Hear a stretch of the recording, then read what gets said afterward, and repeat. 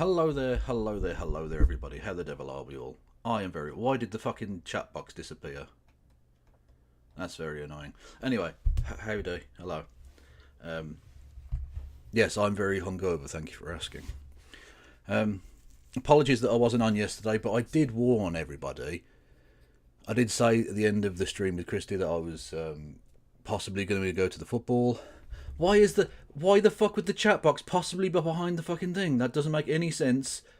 What the fuck, OBS? No, you stop and get some fucking help, you prick. Right. I definitely told you. I definitely said I was going to the football, and that I'd, get sucked off in an alleyway by a delightful twink. I didn't tell you that bit, but I didn't know that was going to happen yet. So, surprises. We won 2-1, so that was nice. Then went for a drink afterwards. Went for a smoke, which ironically, and this is the tagline I think for the evening, was that I went out for a cigarette outside, which I sometimes do whilst having a few drinks. Referred to sometimes by the F word. I can't say that on Twitch. You know the word I'm referring to, though. It's sometimes referred to as it's a 3-letter word beginning with F that rhymes with hag. Anyway, I went outside for one of those, and I got a completely different one as well. It was not unpleasant. Honestly, I didn't realise until when I was straight. I didn't realise there was this whole other world that existed. I wasn't prepared for this level of I don't even know what to call it, really. Abundance? Is that the word? I don't know. Anyway, it was fucking awesome. But enough about me. I've gone tonight with the weird shit haircut, which is just I got up. I call this the drummer from a 2000s indie band that had that one song that you can kind of remember, and if you hear it at a party, you're like, oh, they had that one song, and then they broke up. That's this haircut. The fuck am I talking about?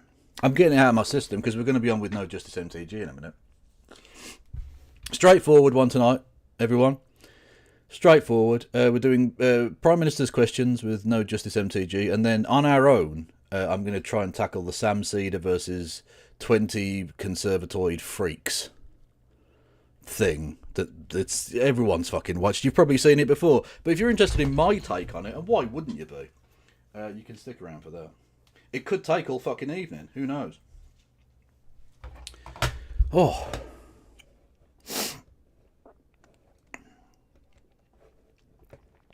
Thank you, Swirly Curly, for resubscribing. 29 months. That is a lot of months. Thank you. And thank you to Grey on Wannabe with 45 months. Much fucking love to you. A lot of awesome shit going down here. We're on a hype train. If we get to level 2 of the hype train, I will finger. Who will I finger? I will finger the argument that we can push Labour to the left once they get in government because it's fucking dead. More of which in a second. No, I don't want to go on to that, obviously. When I type in G, I mostly get Geo Grid Game, which is a cool game. If you're a geography nerd. Oh, there's a stiff dick of poop, you're quite right. Ah! Fuck off.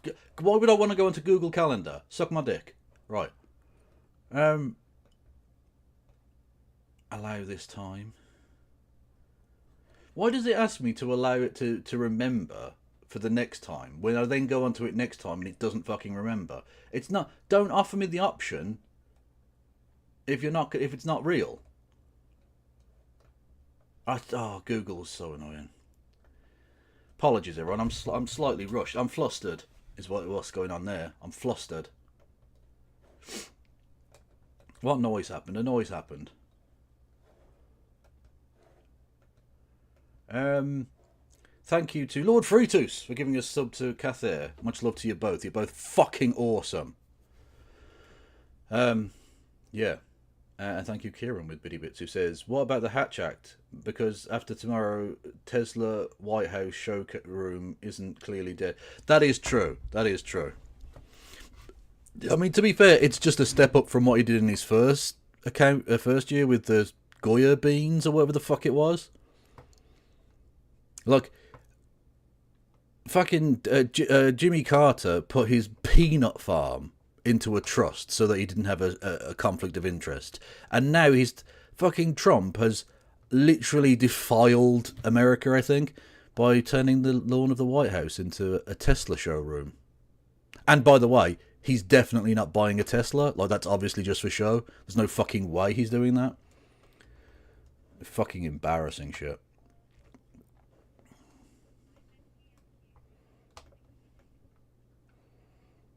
Hello there. What is up? Not Tesla stock. Ha ha ha. Unless it has been. I haven't checked today. But yeah, basically, yeah. Western capitalism is not what's up right now. No. Well, indeed.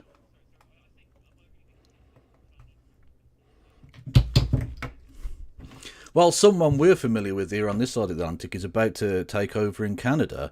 That being, of course, as Conservatives have dubbed him, Marx Carney.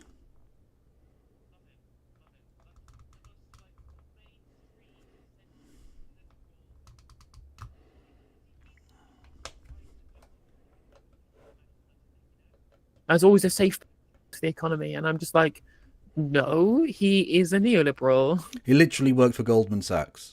The Goldman Sachs banker is a communist. He was appointed to be governor of the Bank of England by George fucking Osborne. Okay, so you don't need to crowbar him in there, though. You know what I mean? Like, let it go. Actually, no, don't let it go. He was an evil piece of shit. But, you know. Like, there was someone on my Discord posted a link to a speech that Mark Carney made, or a video Mark Carney put out on the internet, trying to, when he was running for the leader of the Liberals, and it was just Rachel Reeves. It was Rachel Reeves, but even more boring. Just, we're spending too much, we need to get spending under control, but we need to encourage private investment so we can be a green superpower. Like, it was just Rachel Reeves to the letter. Yeah, absolutely, yeah. Like, literally, they're literally going to make the lives of people who cannot work, people who are extremely disabled, like, they can't get out of bed, poorer. And Keir Starmer dragged all of the Labour MPs into a room together to explain to him that it's actually just good and justified to be able to do that.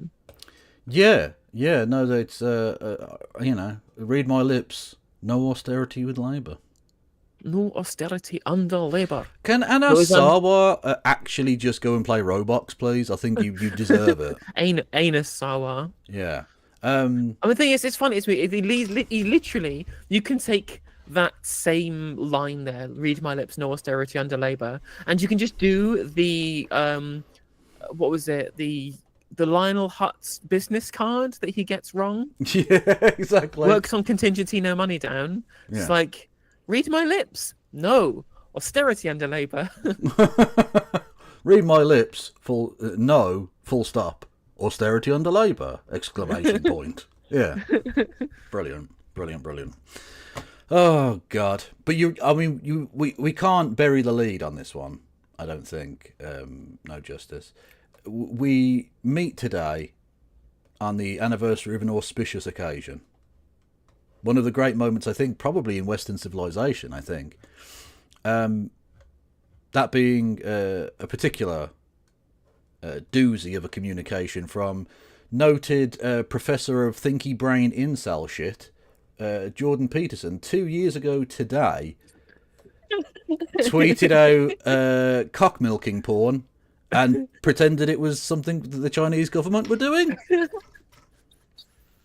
Oh dear. That was just cheeky. 2 years ago. Can you imagine? It seems like it happened only yesterday. You know how time flies. I was wondering what it was going to be. I was wondering which sincere intellectual communication was going to be. I was wondering whether it was going to be something like this, or whether it was going to be, despite all the negative press, Fifi. Yeah, no, I'm not that liberal. Fucking hell, Jesus. No. I mean, it was still very funny. It was funny because, like, I like, did he just? I don't know. Did he get out and just fucking crash at that point? Like, what happened? Because that's still up on his account, by the way. That tweet's still there. I'm assuming he meant to say negative press coverage. Right, but then he just didn't finish the sentence. He just didn't finish it and never went back to it or completed the sentence. He just or deletes it. Like... He just crashed out. I don't know. He had a sugar crash and it was just out of it for a day. You know, mad shit. That was May the 31st, 2017, right? So we're not close to we're pretty close to the 8th anniversary of the Coffee tweet. 8 years, fucking Christ! 8 years, man. That's mental. That happened yesterday. Yeah. That happened last Tuesday. There's no way you can convince me otherwise. Yep. Theresa May was Prime Minister. That was how many prime ministers ago was that? 3? Oh God! Oh. Four prime ministers ago. 4, yeah. Oh God. Starmer, Johnson, Starmer, Sunak, Truss, Johnson, and then the 5th one back is Theresa May. Oh. And that was before the election as well. The election was in June of 2017. Yeah. Yeah, how many elections ago was that? 3, I think. Yeah. Things have been a bit mental, really, but not as mental as tweeting out about cock milking porn, which he did do, and yeah. Anyway, talking of cock milking porn, Parliament. What a segue. Should we do some PMQs? I mean, surely it'd be tractor porn if it's Parliament. Well, exactly, Cornhub. The famous Cornhub. Okay. Let's go. Yeah, I mean, there's no preamble necessary. A room full of wankers talking shit. Let's go. We now come to questions of the Prime Minister. Mike Martin. Question number 1, Mr. Speaker. Prime Minister. Thank you, Mr. Speaker. I welcome the progress in talks between Ukraine and the United States. We must now redouble our efforts to get a lasting, secure peace. And Mr. Speaker, on Saturday, I'll convene international leaders to discuss how we can make further progress. Can I also pay tribute to the bravery and dedication of all those responding to the ship collision off the East Yorkshire coast? Our thoughts, and I'm sure of the whole... Now, the thing I was a bit annoyed with the ship collision thing, is that they said that there wasn't any, was it sodium chloride or whatever the fuck it was, that really did. And I was thinking to myself, given how shit our water is, surely that would have made it statistically cleaner if they just dumped actual toxins in there. True. Although sodium cyanide, yeah. Sodium chloride is salt. Well, that would also have made it cleaner, I suppose. And true. It would have been, Would have increased the alkaline. Yeah, if they literally just put poison in the water, less chance of getting cholera.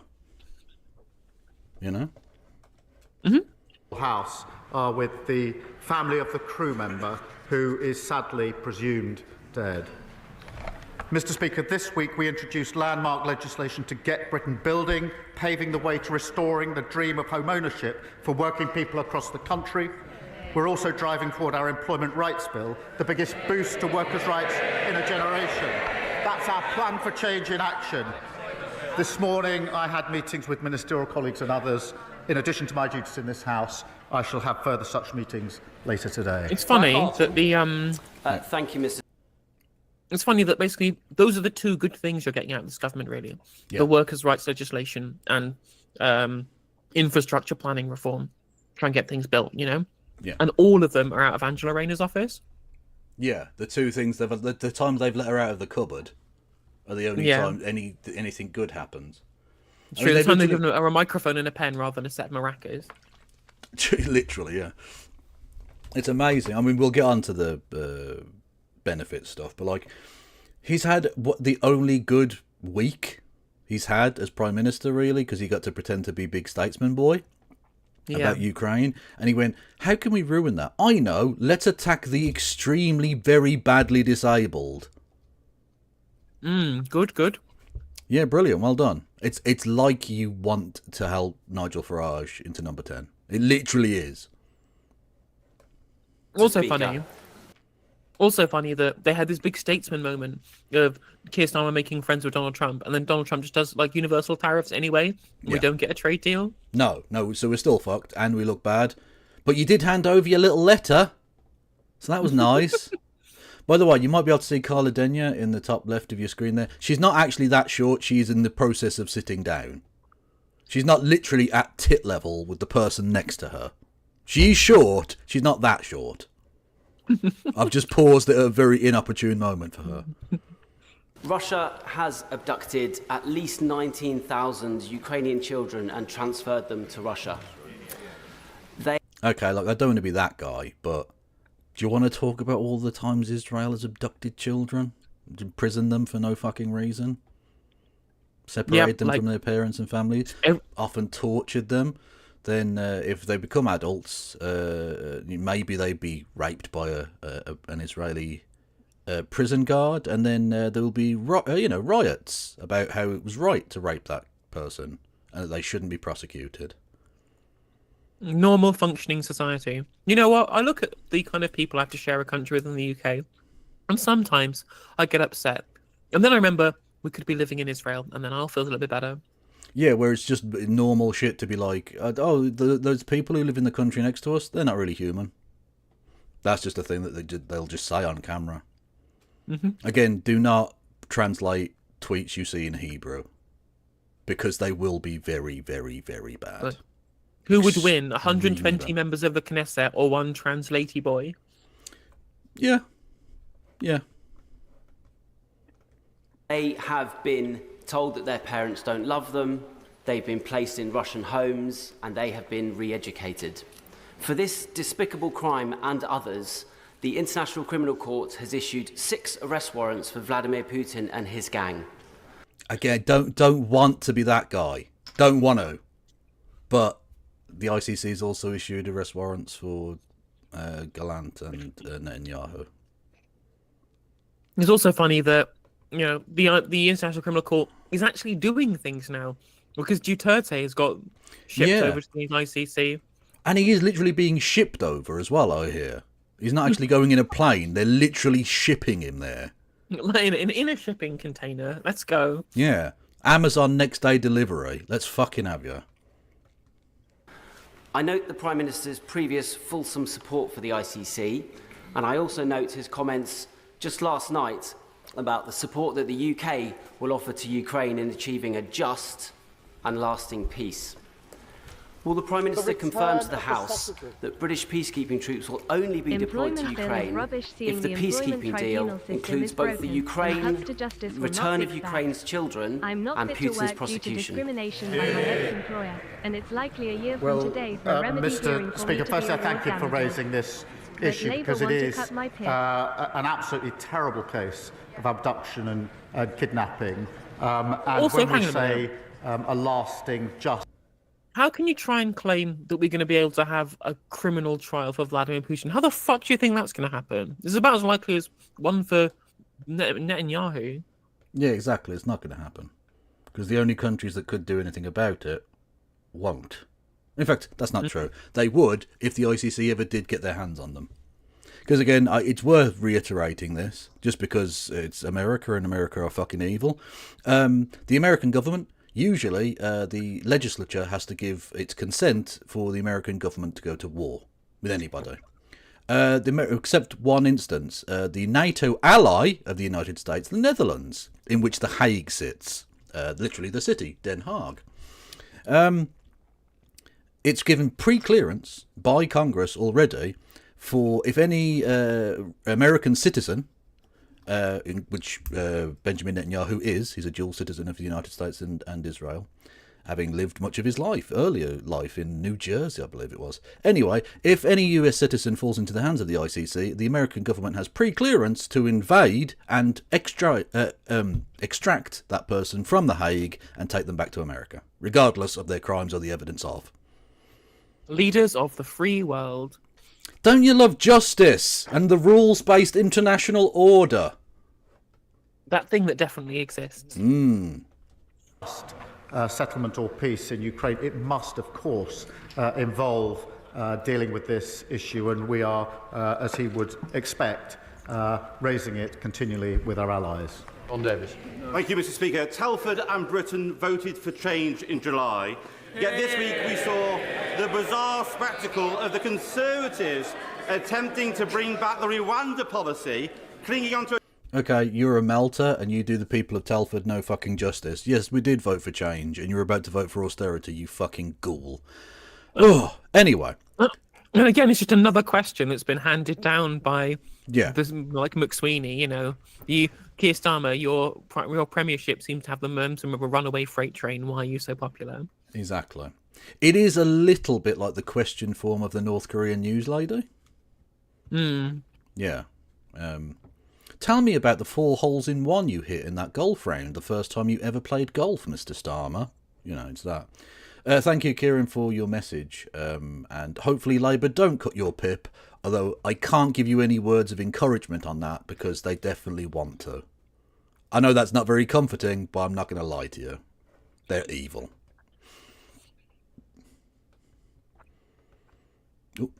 A gimmick that cost the British taxpayers £700 million, yet only sent 4 volunteers to Rwanda.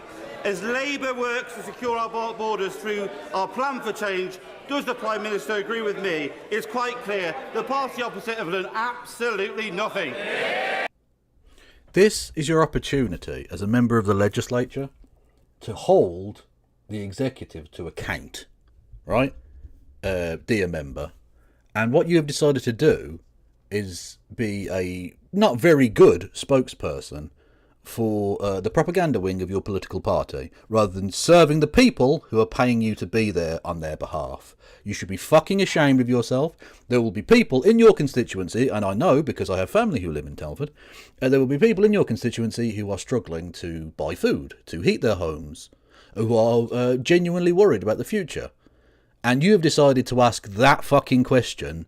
Seriously, Roblox is a fantastic game, and I will happily send you my fucking password if you want, you cunt. And the dumb thing as well is they always go after the Conservative Party who failed on blah blah blah. You know your biggest competitor is Reform UK right now. You know, you don't have to pretend to be the Conservatives anymore. Yeah, but they are the Conservatives. They're not pretending. They just are. They just are the Conservative Party. Yeah. But it's funny to me, like the essentially the brains of this all, Morgan McSweeney, like his political background is in like Fine Gael. Like this isn't a person who has the roots in social democratic politics. No. Well, he's quite right. They ran an open borders experiment that saw numbers go up to almost literally, 1 he's a Labour Prime Minister going, you did open borders. Honestly, well, it's funny. There's no point. Look, I don't even feel like we need to bother fighting the incoming Reform government because it's already here. They're literally doing it. They're literally that. Well, that's the irony, really. I mean, to be fair, at the very least, right, a lot of the right-wingers seem to have cottoned on now. I don't know if you've ever heard of the term Boris wave before, Kev? Yes, I have, yeah. Yeah, so the right, for people who don't know, people on the right describe the high influx of migration of the post-pandemic as the Boris wave, i.e. Boris Johnson let in 1 million people in a year. And whilst some of this is definitely down to reforms that Boris Johnson made, i.e. relaxing the visa rules on students, which is a good thing because we need more students buying our export goods, namely the best education in the world in our world-renowned universities here in the United Kingdom. But half of that, to be fair, is the fact that we closed the economy for 3 years. This is a backlog, you know? But it is funny to me that all of these Boris wave people who think that it was terrible that they're letting so many migrants, these fuckers are never voting Labour. No. Like, why are they trying to appeal to them? Exactly. You might be able to peel 2 of them away.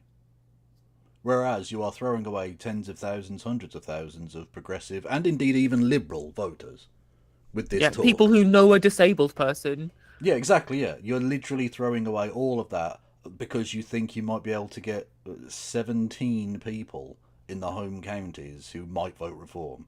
What's the point? Mm-hmm. Like, you are fucking ridiculous. The only thing that might save him is the fact that Reform are imploding and the Tories are unelectable. So he might just be able to hold on, maybe. But I mean, I still don't think so. But you know, that's about Like I it. said, this depends how many sensible fans there are, right? And to be fair, there's a pretty large cohort of people whose entire kind of political wish list is, can the person in charge look sensible, and nothing more kind of concrete than that.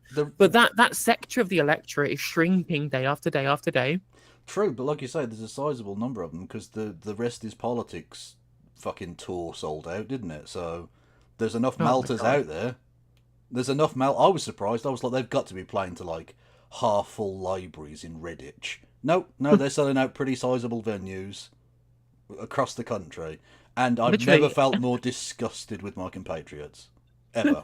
I know, right? It's like that reminds me of that bit in for Day to Day. It was like, next up we'll be going to Question Time live from Wembley Stadium. To be fair, they have done Question Time in Wembley Arena before, so it's not even that far away from Chris Morris just being able to predict the future. Yeah, kind of, yeah. Well, if you look back at a lot of old satire, it's just true now.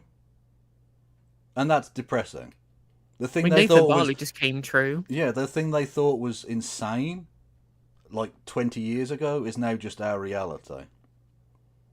Brilliant. Don't you love it? Thank you, Kieran, for the... Oh, no, I already read that, didn't I? Thank you, yes. Don't forget, you can give us both money in the form of bits and subs and subscriptions and super chats. Memberships. And memberships and all of that, yeah. The PayPal and Patreon. That is also true. Million. And the leader of the opposition was the cheerleader thanking herself for the lobbying that she did. The Rwanda scheme, yes, Mr. Speaker, £700 million of taxpayers' money to remove 4 volunteers. What a contrast.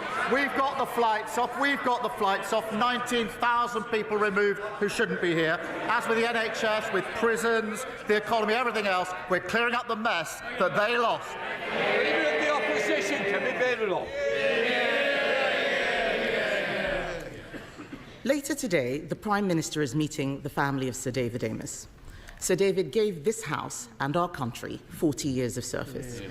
And he did, one of those bits of service was asking about cake. It's never not funny, is it? It's never not funny. I honestly, well, we might as well play the cake bit. Like, he's dead now, we're not going to get that many more opportunities. And it is funny as fuck. Oh, it's so fucking funny. So for those who don't know, I'll set up the thing for it. Right. Having mentioned second Chris Morris mention of the day. Let's fucking go. Yes. They did Brasseye, which was a satire show, which, like I say, a lot of which has come true now, unfortunately, because it's like parody panorama. Yeah.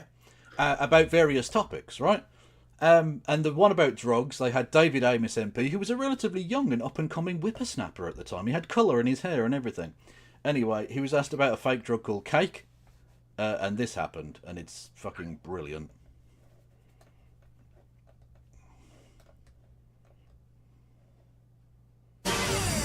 In part 2, cake gets political. David Amess is MP for Basildon. How did you become aware of this then? Tourists. He is also shocked. Good God. And appalled. Basildon puke plates. Yeah, the Basildon reference actually is nothing to do with Basildon the place. It was a rhyming slang which was Basildon Bond, and it was Basildon the Bond. Paper, right, yeah, Basildon right. Bond, Oh, well, as in Bond, getting out of your head. But for maximum reach, cake needed an actively political kick in the pills. And that's what it got from MP David Amess, MP. You've heard what Bernard Manning said. Cake is a bisturbile, cranabolic amphetamide, which is a made-up psychoactive chemical. It's a made-up drug! I mean, it's not made by. It's not. It's not made from plants. It's made from chemicals. Yeah, so it's made up by sick bastards. A girl in Romania chucked up her own pelvis bone. It's a fucking disgrace. It comes from Prague, with its own culture of boom raves, where kids wolf down vast quantities of this. Big to contain trip nutrients. Yellow purely as a fashion thing. Now, to the speeded up brain of a user, that sound lasts for 4 hours and sounds like this.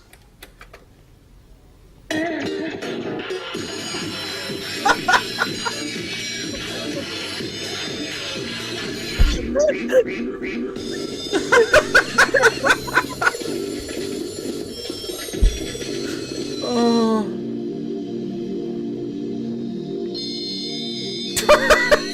It keeps going.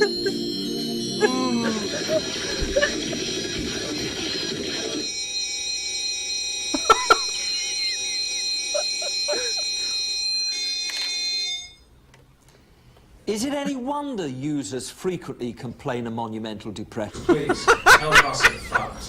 And bombed. Remember, cake is a made-up drug and has many disguises. Free the United Kingdom from drugs. For a complaint about the programme, the ITC, David Amess wishes to make it clear that he strongly disapproves of the use of recreation. Anyway, there's a bit in it where they actually show you from Hansard, where he literally asked about cake. And presumably the Home Office then spent public money having someone investigate and find out, oh no, it's this comedian called Morris or something, who's doing a stupid show on Channel 4. And then had to write to him to tell him that. I bet he felt amazing. Anyway, wasn't Brasso one of the most complained about program from the 90s? Well, I think specifically the pedophile one, yes. Yeah. Which was, I mean, to be fair, was pretty intense and came right at the... I mean, that's why they made it at the time, because it was such this big, huge, well, I don't want to say like a fake thing, because obviously it's a real problem, but it was ginned up in the way that, you know, moral panics tend to be. And so they made the thing, and yeah, it was the most complained about TV show ever. Incredible. With some of the greatest things out, the paedophile disguised as a school. I remember was a particular favourite of mine. So absurd. It's like, why can't we not think of the British Isles anymore without the word pedof in front of them? Yeah. Did you know that paedophiles have more genes in common with crabs than with humans? There's no real evidence for it, but it is scientific fact. No, there was it fucking who was it they got that say that keyboards release like the paedophiles would make keyboards that would release toxic fumes that would make children more impressionable? Yeah, all kinds of just the most mental. They got Philip Schofield on that one. Ironic, historically speaking, now of course. They got a Labour MP for that one too, didn't they? Did they? Oh, I can't even remember. Let me find out. I don't remember. But yeah, that's fucking mad shit. Dr. Fox, absolutely incredible. Who was not a real doctor. Gary Lineker? Gary Lineker was in Collins? it. Yeah. Oh, Phil Collins, yeah. We're talking nonsense. Oh, genius. They got him to say that. What the fuck? Also, radio presenter Neil Fox is the one who says that. Yeah, Dr. Fox. Are genetically similar to crabs, and it was Gerald Howarth MP. Gerald Howarth. Oh my. Tory MP for Aldershot. Yeah, fuck me. There's a name from the past. Anyway, David Amess got stabbed to death. There's a segue for you. Yeah, Barbara Follett, another MP. Richard Blackwood, he was the one talking about the toxic vapor keyboards. What didn't he get done for? Like, didn't he get what you called it? He got done for sexual harassment or rape or something, wasn't it? I think. No, I think you're thinking somebody else. Am I? I don't know. There was definitely something a bit. Did he get Me Too'd a little bit? I don't know. Anyway. He once attempted suicide after filing for bankruptcy in 2003. What? Okay. Well, there you go. Where are first-time chatters coming in from? But, I mean, thank you. Much love. But there wasn't even a raid, and I've got first-time chatters. Hello. You should hit the follow button. I sometimes don't have wind, and I can talk properly in complete sentences and everything. And we don't always make jokes about paedophiles. I'll be honest with you, I mostly do. Like, don't get me wrong, it's not pro. It's, you know what I mean? Like, we're on the right side of history. It's just... It's true. You do have nonsense. It's true. I'm not going to say that. You're not getting me on. I'm not fucking Phil Collins. I hope the Prime Minister will agree that getting the response to his murder right is vital, not just to his family, but to our democracy. Mr. Speaker, every week I speak to businesses who are letting go of staff or closing. Has the Prime Minister... What was the David Amess thing about? Because, like, there was a call for an inquiry, But then, quite rightly, was pointed out, what would an inquiry find that wasn't already found? Because it was already investigated. What would an independent inquiry find? Yeah, mad person killed politician. Like, Yeah, like Sure, literally, like- there's nothing to you. Yeah, so like, what was the point in mentioning it? Because he was an MP. Like, no offense, but he died like 2 years ago. What's the relevance? Do you know how many other people get fucking stabbed every day? Loads, because it's London. The stabbing capital of everywhere. Except, by the way, Americans love this. You know how your gun culture's way worse? Your knife culture's also way worse, so maybe, chill. Stay in your fucking it's literally Americans will go, well, I can't go to London because I'll just get stabbed and I have a gun to protect me. And I'm just like, you're more likely to get stabbed in the United States with your guns. Stabbed and shot. But don't worry, if you're a Tesla car, the police will protect you. You will be absolutely fine. Don't worry. Even then, if you're a Tesla car, you're not at risk of knife or gun. You're mostly at risk of flame. Well, yeah, but that's just from the internal workings of it exploding. True. Yeah. True. It is. Honestly, I don't know why they're bothering setting the showrooms on fire. Just wait. Just drive one. It'll set alight itself. It's fine. I mean, you might plough into a family of 5 on the sidewalk there, but every victory comes at a cost. Minister been given an estimate of how many people will lose their jobs because of his budget. Minister. Mr. Speaker, just on the question of Sir David, he was a deeply loved and respected colleague, and behind me is the plaque, as is the plaque to Joe Cox in front of me. And I know this. Maybe we should ask Member of Parliament stabbing expert Jess Phillips what she thinks about this. True. Because to be fair to the terrorist or the murderer in this situation, he did stab him in the front. So she's probably fine with it, I imagine. Just for legal sense, I'm not suggesting that Jess Phillips MP is okay with the murder of other MPs. It is a satire based on a thing she once said. Maybe stop talking to people at Conservative HQ Kemi. Kieran with a good one. Companies having to sack people, maybe stop talking to people at Conservative HQ Kemi. They have had to sack people because they've got no members or money. No, all the donors and members have fled to Reform UK. Exactly. All of the reason that those people were funding the Conservative Party is because of the big contracts they could give out that they now can't because they're not the government. And that's why those same donors are now donating to the Labour Party. Isn't that interesting? Yeah, the real democracy we have here. Yeah. You can have any Prime Minister you like as long as it's David Cameron. Yeah. Now, I know Amess got stabbed in Southend and not London, but, you get the point I'm making. Jesus. Don't be pedants. This was deeply felt by the House, but particularly, as I acknowledged at the time, by the party opposite, who lost a colleague and a friend in the most awful of circumstances. Mr. Speaker, I am meeting the Amess family later on. Again, just worth mentioning, the day Joe Cox was murdered by a terrorist shouting Britain first was the day that Nigel Farage released his Breaking Point poster campaign that aped Nazi propaganda towards Jewish people. No, Kev, have you heard him at the election, right? He's done the most to stop the far right in Britain. Don't you know that? He has. Yeah. Well, he's certainly Real bulwark. Well, to be fair, he's expelled one of them from his party. So, True. I mean, it's funny. I was mentioning this before when we were talking about it on stream, that it is funny to me that Nigel Farage is the moderating force on Reform UK. He really is. That's how right-wing Reform UK are as a political movement, and that Nigel Farage is too left-wing for them. Yeah. Oh, well, they're already doing it, yeah.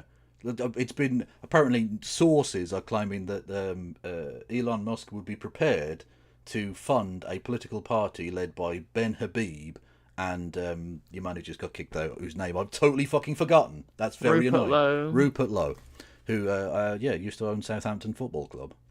So, Apparently Rupert Lowe has also not ruled out joining the Conservatives, which is quite funny.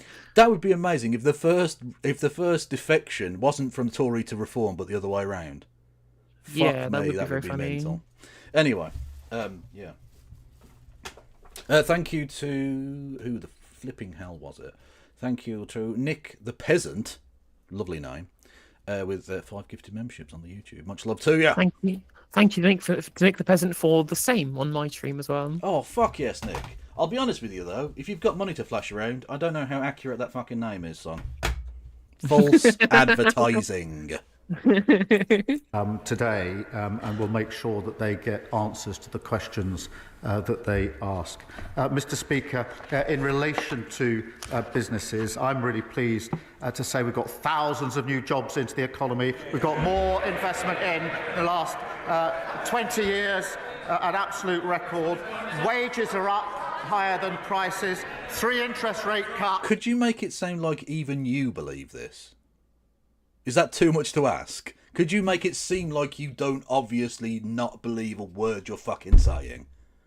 Everything's records, broke lots of records, 20,000 records. Like, fuck, man. It's very Trumpian, isn't it? Well, no, because we've got the most jobs. We've created the most the most jobs. The conservatives, they did a terrible job. They did a terrible job of creating jobs. So we hear that we've done so many jobs with record numbers of jobs. To be fair, he's about to put a 50% tariff on being disabled. So it's very Trumpian, yes. Yeah. The best boost for the cost of living for a very long time. Mr. Speaker, the Prime Minister needs to get out more. Inflation is up, and estimates of job losses are between 130,000 and 300,000. Okay, his tax rises are hurting every sector of the economy. Do you want to apologise, Kemi, and indeed all Tories, for your scaremongering around the introduction of VAT on private schools? Because it was revealed this week that virtually no private school child has now entered the public school realm based upon that change. So actually you were just lying. It turns out, right, rich people are actually rich, and we didn't need to feel sorry for them at all. Yeah, but no, there have been very, very few, if any, people who have been unable to afford it because of the increases in costs. Wow, shocking. Turns out all the people who have the money have all the money and could afford to pay this quite easily, actually. Incredible. Cry. But, you know, I'm sure that apology is coming from them any second now, because they're very honest and truthful people, you know. They literally, it's in the name, right and honourable. Yeah. Things are getting worse for nurseries. Nurseries are writing to stressed parents right now, telling them that fees will go up because of his jobs tax. Can he explain how more expensive childcare is good for the economy or for working families struggling to make ends meet? Well, Mr. Speaker, we're putting in childcare. Look at the breakfast clubs, 2 in her constituency. But she's rather forgetting 60p a child, let's go. Honestly, if he thinks for a second this tinkering around the edges bullshit plays at all, he doesn't know what planet he's on. Well, the irony is that breakfast clubs, I think they're a really, really good idea. They've shown in studies to be incredibly efficacious in increasing alertness and learning and overall kind of the healthiness of children. You just need to fund it at more than 60 pence per child. Yeah, exactly. Yeah. Less than a Freddo, quite right. Literally, less than a membership to No Justice MTG. Yeah, you can get 2/3 of a membership on the YouTubes. Think about that. Literally. Hole that they left, that we had to deal with. That's why we had to take the necessary but right measures we did in the budget. And what's her response? Not that she'd reverse them. Oh no, she doesn't say that. She attacks what we've done, but she doesn't say she would reverse it, because she wants all the benefits of our budget in returns of investment, but she doesn't want to pay for it. That's how we got into the mess in the first place. Mr. Speaker, the Prime Minister is out of touch, because he should know that nurseries are charging over £2,000 for full-time care. That's £24,000 a year after tax, and he's talking about 60p breakfast clubs. He has no idea what people out there are experiencing, and it is not just the families. Even councils must pay his jobs tax. To cope with it, the average council tax bill is increasing by over £100 in April, after he promised to freeze it. Hard-working families' money is going to the Chancellor instead of social care and fixing potholes. True. Why Rachel Reeves is taking all of the money. Like, the money is just going to Rachel Reeves' pockets. I mean, I mean, the irony, of course, is she cannot do this. She cannot take the money for herself because her parliamentary credit card's been suspended. Literally. Families pay more for less. Well, she really shouldn't denigrate what she calls, I think, 60p breakfast clubs. She should be welcoming them. And she asked about council tax, Mr. Speaker. The Tories put up council tax every year for 12 years. Their manifesto, Tory LGA manifesto, government should remove the caps on council tax.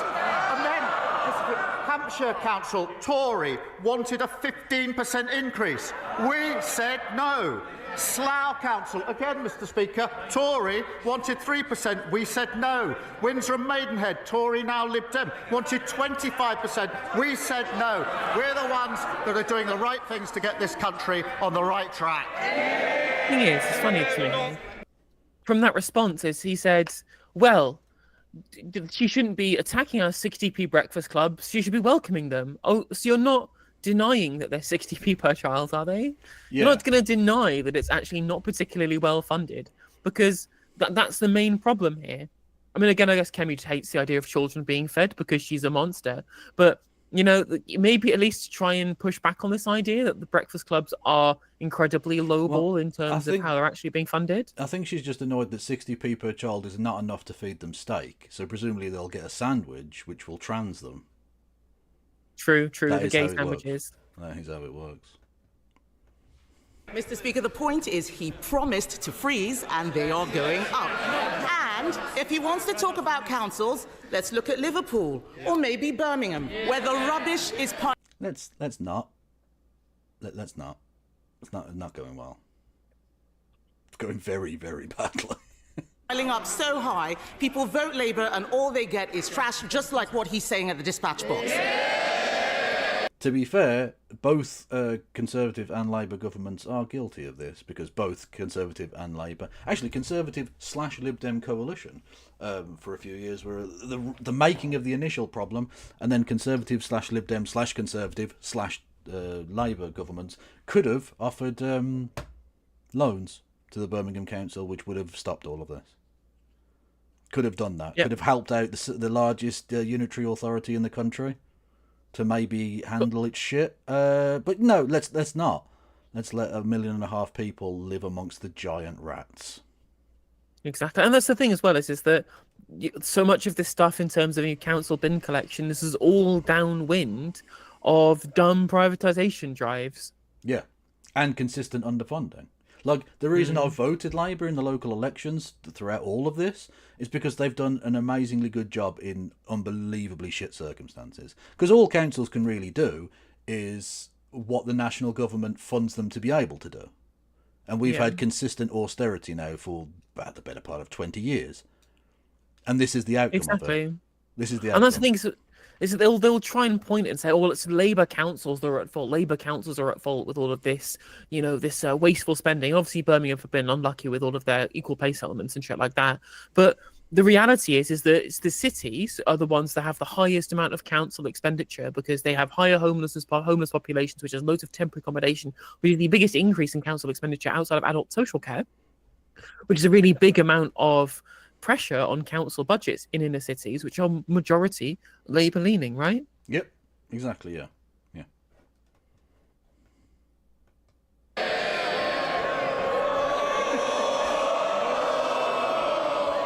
People all over the country are suffering, not just in Birmingham. Millions of elderly people have had their winter fuel payments snatched away. At the same time, care home fees are set to go up by a devastating £3,000 because of his jobs tax. How does he expect pensioners on a fixed income to make ends meet? Two things. So hang on, so Birmingham just copped a stray for nothing? There wasn't even there wasn't a question for the taxpayers of Birmingham. No, just Birmingham and Liverpool are shit. Anyway, old people, the people who vote, you know. And two things about that is, first of all, her going and saying, oh, well, care homes are having to charge however much more because of an increase in national insurance employer contributions. And I'm like, well, they could just take that out of profits because these care homes are all privatized, remember, is that the care sector is mostly privatized as a result of conservative governance. There's plenty of directorial salaries and shareholder dividends that are being paid out from these privatized care homes that they could be taking that money from, but they're not doing that. Instead, they are trying to continue to keep all of those salaries and payouts whilst increasing the costs of the actual care itself. And second of all, Tammy Badenoch is in no position to talk about the winter fuel payment when she was a minister of a government that continually slashed welfare for everybody. But on a note, pensioners vote, so we now care about benefits all over again. Yeah. I wonder if she brings up their attempt to cut disability welfare. I'm sure she won't, because Mel Stride, the previous secretary of the DWP, wanted to go just as far as Liz Kendall, if not further, because they're all monsters. Well, it would be really bad if the Lib Dems asked about this completely without the context that they did worse austerity than the potential austerity that is about to come. I have a whole last rant coming up for a Davey, so we can cross that bridge. I was doing foreshadowing, you see, because I might have pre-watched bits of this. Yeah, me too. So thank you, Bascam, to finish. Mr. Speaker, this is why it's so important that wages are up higher than prices. That's why it's so important that the interest rates are coming down.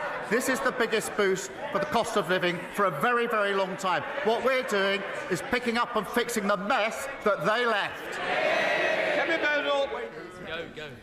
Mr. Speaker, the Prime Minister is not looking at what is happening out there. Every day I speak to businesses who are telling us that they think that they are going bust. And as if businesses and families didn't have enough to worry about, supermarkets say... She says you talk to businesses. Is this the same as when you were talking to the farmers, that you then had to come out and say you hadn't spoken to a single farmer? Or indeed all of the LGBT plus groups that she said that she's spoken to, which it turns out on an FOI request, she had literally spoken to zero and had only spoken to TERF groups. Right, but like she did scream at David Tennant, so like I feel like Doctor Who is kind of a queer icon. So does that count? True. I feel like that might count. Food prices will increase by over 4% because of the jobs tax. And that's before we get to the immoral family farms tax. On the family farms tax. No, just call it the Jeremy Clarkson tax. Just call it that. Like, honestly, their comms team are so shit that they're allowing the opposition to set the fucking the narrative on this. It's ridiculous. Yeah, literally, you just call it the Clarkson tax, everyone will get on board. Yeah, because Clarkson's a wanker. Even people who liked Clarkson's programmes wouldn't give two fucks about the cunt being taxed, because he's a wanker. Oh yeah, I've spent huge amounts of my young adulthood watching Top Gear, and it's still good. It's still fun now. And you will pay the price for that come the revolution. But I'm not going to say any more than that at this moment. But Jeremy Clarkson doesn't make any of the presenters of the show not massive fucking twats. True. Like I'll just say, the fact that he survived that crash, I wasn't happy about. Although to be fair, if he hadn't survived the crash, we wouldn't have got that incredible moment on Mock the Week. Oh yeah, Frankie Boyle. Frankie Boyle said they should change the drink driving ads to just be footage of Richard Hammond trying to remember his wedding day.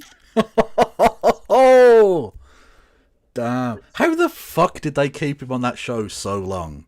Because you know the BBC must have tried to sack him years, just every fucking week.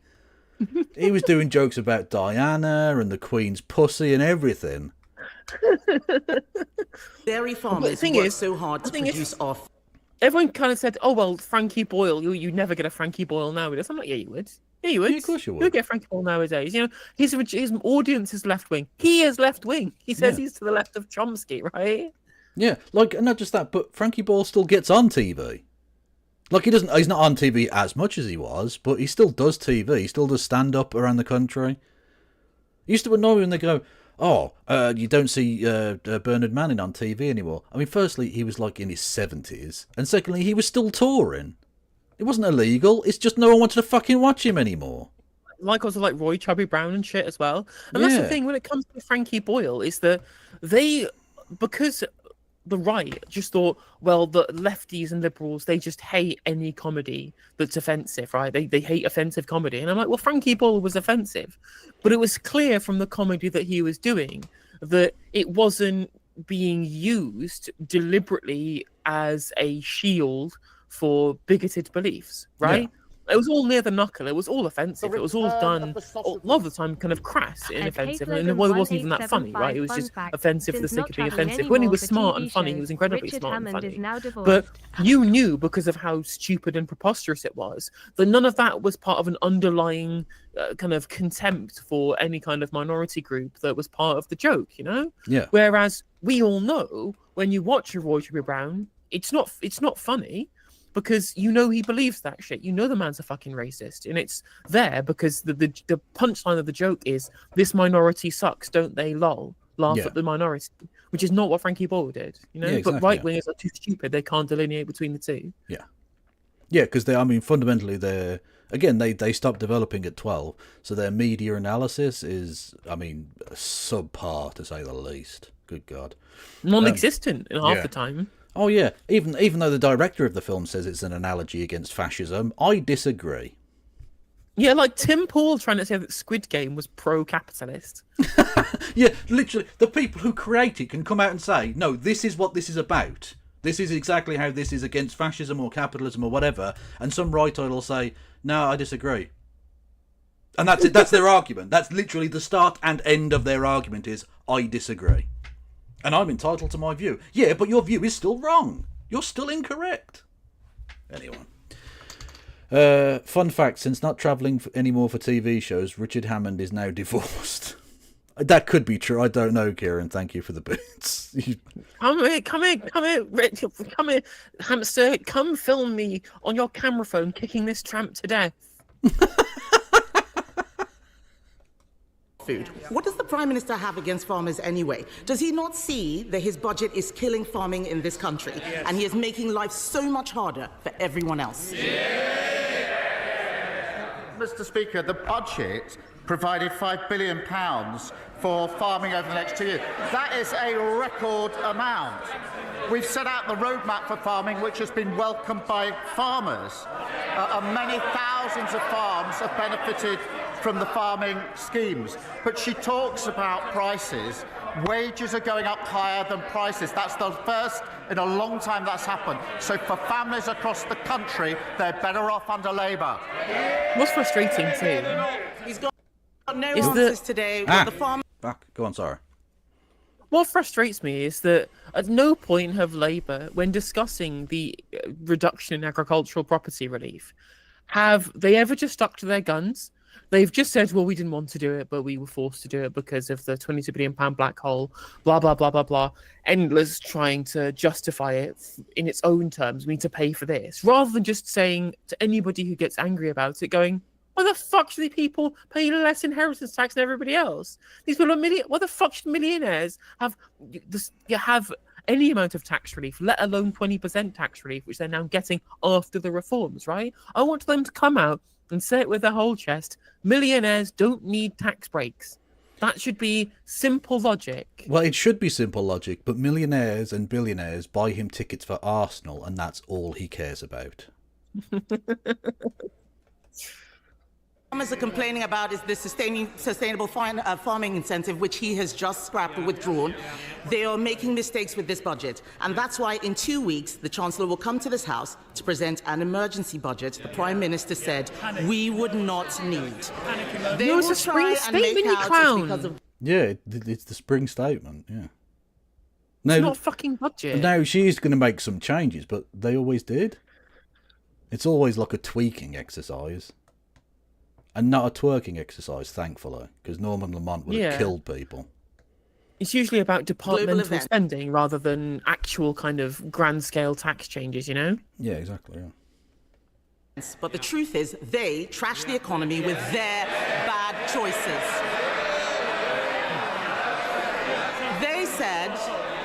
They said they'd look after pensioners, then they snatched winter fuel payments. They said that they would be pro-business, but they hiked taxes on jobs. And he, Mr. Speaker... Ask a fucking question. This is really annoying. I know the opposition leader is sort of does grandstanding, but she's the worst. It's not a monologue for you. Again, you all seem to have forgotten this is a chance for the government to be held to account to Parliament. Not for you to fucking grandstand. And also, your leadership's dying. Get the fuck out of the way anyway. What the fuck? They're all literally already talking about cleverly replacing you. Do you remember when everyone got mad at Jeremy Corbyn for asking David Cameron questions about people in his constituency who were hurt by austerity? And how it seemed to be the endless discussion was about Corbyn not being good enough at Prime Minister's questions. Because he was doing the thing that the leader of an opposition is supposed to do! Literally, by actually asking questions and thunk relating it to members of the public who these fuckers are supposed to be fucking representing. Don't bring the plebs into this discussion. Can't we talk about rich farmers or something? He promised to freeze council tax, but it's going up by £100. This is a high tax, low growth, job killing government. Will he use the emergency budget to fix the mess he's made? Mr. Speaker, inflation under them 11%, £22 billion black hole. Hey, bingo! 22 billion. A mini budget that made us the laughing Bingo. stock of the world, and they want to give lectures on the economy to us. No, thank you very much. Thank you, Literally, Mr. the answer Speaker. thing is this whole thing is a fucking waste of time because the leader of the opposition doesn't answer any questions, and doesn't ask any questions. Sorry, and the fucking Prime Minister doesn't answer what few questions actually get put to him. Yeah. What's the fucking point? What is the point? It's a condensed version of the entirety of our quote-unquote democracy. A sham, a show, a circus. It's nothing. And that's the point. That's literally the point. Is it's meant to distract from, well, anything important. And at no point did Keir Starmer contradict the fact that she was talking about an emergency budget as a referral to the spring statement. She just said a blatant falsehood that there's going to be an emergency budget, which there isn't going to be. She didn't even bother trying to debunk it. Excuse me, that's on parliamentary language. She may have inadvertently misled Parliament. I'm going to have to ask you to withdraw that statement, otherwise you'll have to leave the House. Like Dawn Butler. Order. Order. Do you want to go for an early cup of tea? A cup of tea. With 1 in 8 young people across the country not in education, employment or training, people in rugby are worried about a wasted generation. Too many people with disabilities and health conditions are not getting the help that they need to get into work. So will the Prime Minister set out how this government will give everyone who is able to work the support they need, provide compassion to those who can't work? Literally the most evil person in the country, I think. Yeah, and I'm including, like, serial killers that haven't been found yet. Like, literally. The most evil person currently at large. I mean, we need to hashtag Killer Kendall trending, because that's what she is. How I called Ian Duncan Smith the Butcher. Yeah. She wants to go further than him. Literally, yeah. No, she's fucking monstrous. Yeah. Genuinely evil, happily so. And like, the sickness, the fucking disgustingness of it all. About talking about entitlement and all this sort of stuff. Motherfucker, you were living in a £4 million house, charging the taxpayer for heating. You were using up to the £50 maximum for a breakfast. And you get 140k a year as a government minister. Yeah. I mean, and that's what's crazy. Literally scum. Absolute scumbag. The thing is that this MP asking the question here, saying, well, we need to have a compassionate thing that helps people into work who can work. And I'm just like, but the fucking policy doesn't give a shit about whether you can work or not. It's just cutting welfare for literally everybody who isn't in work or looking for work. Yeah. Oh, and to Matt, I presume you're an American, Jaybeck. Is rugby a town region or not just a sport? Right. It's a town. There's also a private school called Rugby, after which the name rugby for the sport comes, sort of. So it's all of those things, but it's not a region. Yeah, because rugby is short for rugby football, i.e. the football that they play at rugby. Indeed, as opposed to association football, which is the one with the round ball that they play with 11 per side. and fix the broken welfare system left behind by, you guessed it, the Conservatives. Literally another McSweeney Plant question. I thank you. Yeah. Literally just a McSweeney Plant And you can question. tell because they're reading it. Or, Yep, or legit. they never learn it because presumably they get given it like 5 minutes before walking in. They've got a fucking clue. Yeah, division bell gets called, right? Here's your thing. Yep. Yep. Go on. I'm trying to find if this guy is on is part of like the Arbeitsmacht Brigade. Did you see this? Yes, there's about 20 or so Labour MPs who were basically like, "Have we tried killing the poor? Have we tried putting that into the machine?" Yeah, should we pump gas into Lidl? Literally, yeah. Have we thought? He's not actually. Have we thought about going into the wards at hospitals and just like if you look too sick, you get killed? So this guy isn't. This guy isn't part of the Arbeitsmacht Brigade. What I will point out, thank you, Jim Speak, in my Discord for saying that obviously Helena Dollimore MP is one of the members of the Arbeitsmacht Brigade, and pointing out that her name sounds a bit like Holodomor. So you call her Helena Holodomor. Okay, but that's now what I want to call you. Not because you're a murderer, but because it would be very funny. Yeah. But the thing is, Helena Holodomor. That's what John Peterson calls her. Right. Helena Holodomor she is literally somebody who wants to kill the disabled through policy. Yeah, that is what they. Well, look, tie that into the assisted dying bill, and bing bang bong, you got rid of an entire section of society that are, let's be honest, what's the word that people might use? Useless eaters. Yeah, that's what a certain type of a certain person who adheres to a kind of political ideology might describe them as. You know, which is very similar to the rhetoric you're getting from this Arbeitsmacht Brigade. Yeah, another phrase that might have a link to a certain ideology. Yeah, well, you could say another phrase would be "life unworthy of life." Maybe. Just a thought, lads. That's literally what the Nazis said. I'm making a direct comparison. Yay. For raising this issue. Mr. Speaker, I come from a family that dealt with disability through my mother and brother over many years, so I do understand imagine, the concerns. I'm sorry, they're dragging up your mum during the election campaign, no less, to say how, like, he literally dragged up his dead mum during the election campaign to talk about how during the leadership election, to try and talk about how he would never privatise the NHS. Like my mum said, my parents said, never let your mum go private or whatever it was, or make sure it's through the NHS, right? And now weaponising his disabled mum and brother to justify his fucking heinous disability cuts. This man is fucking scum.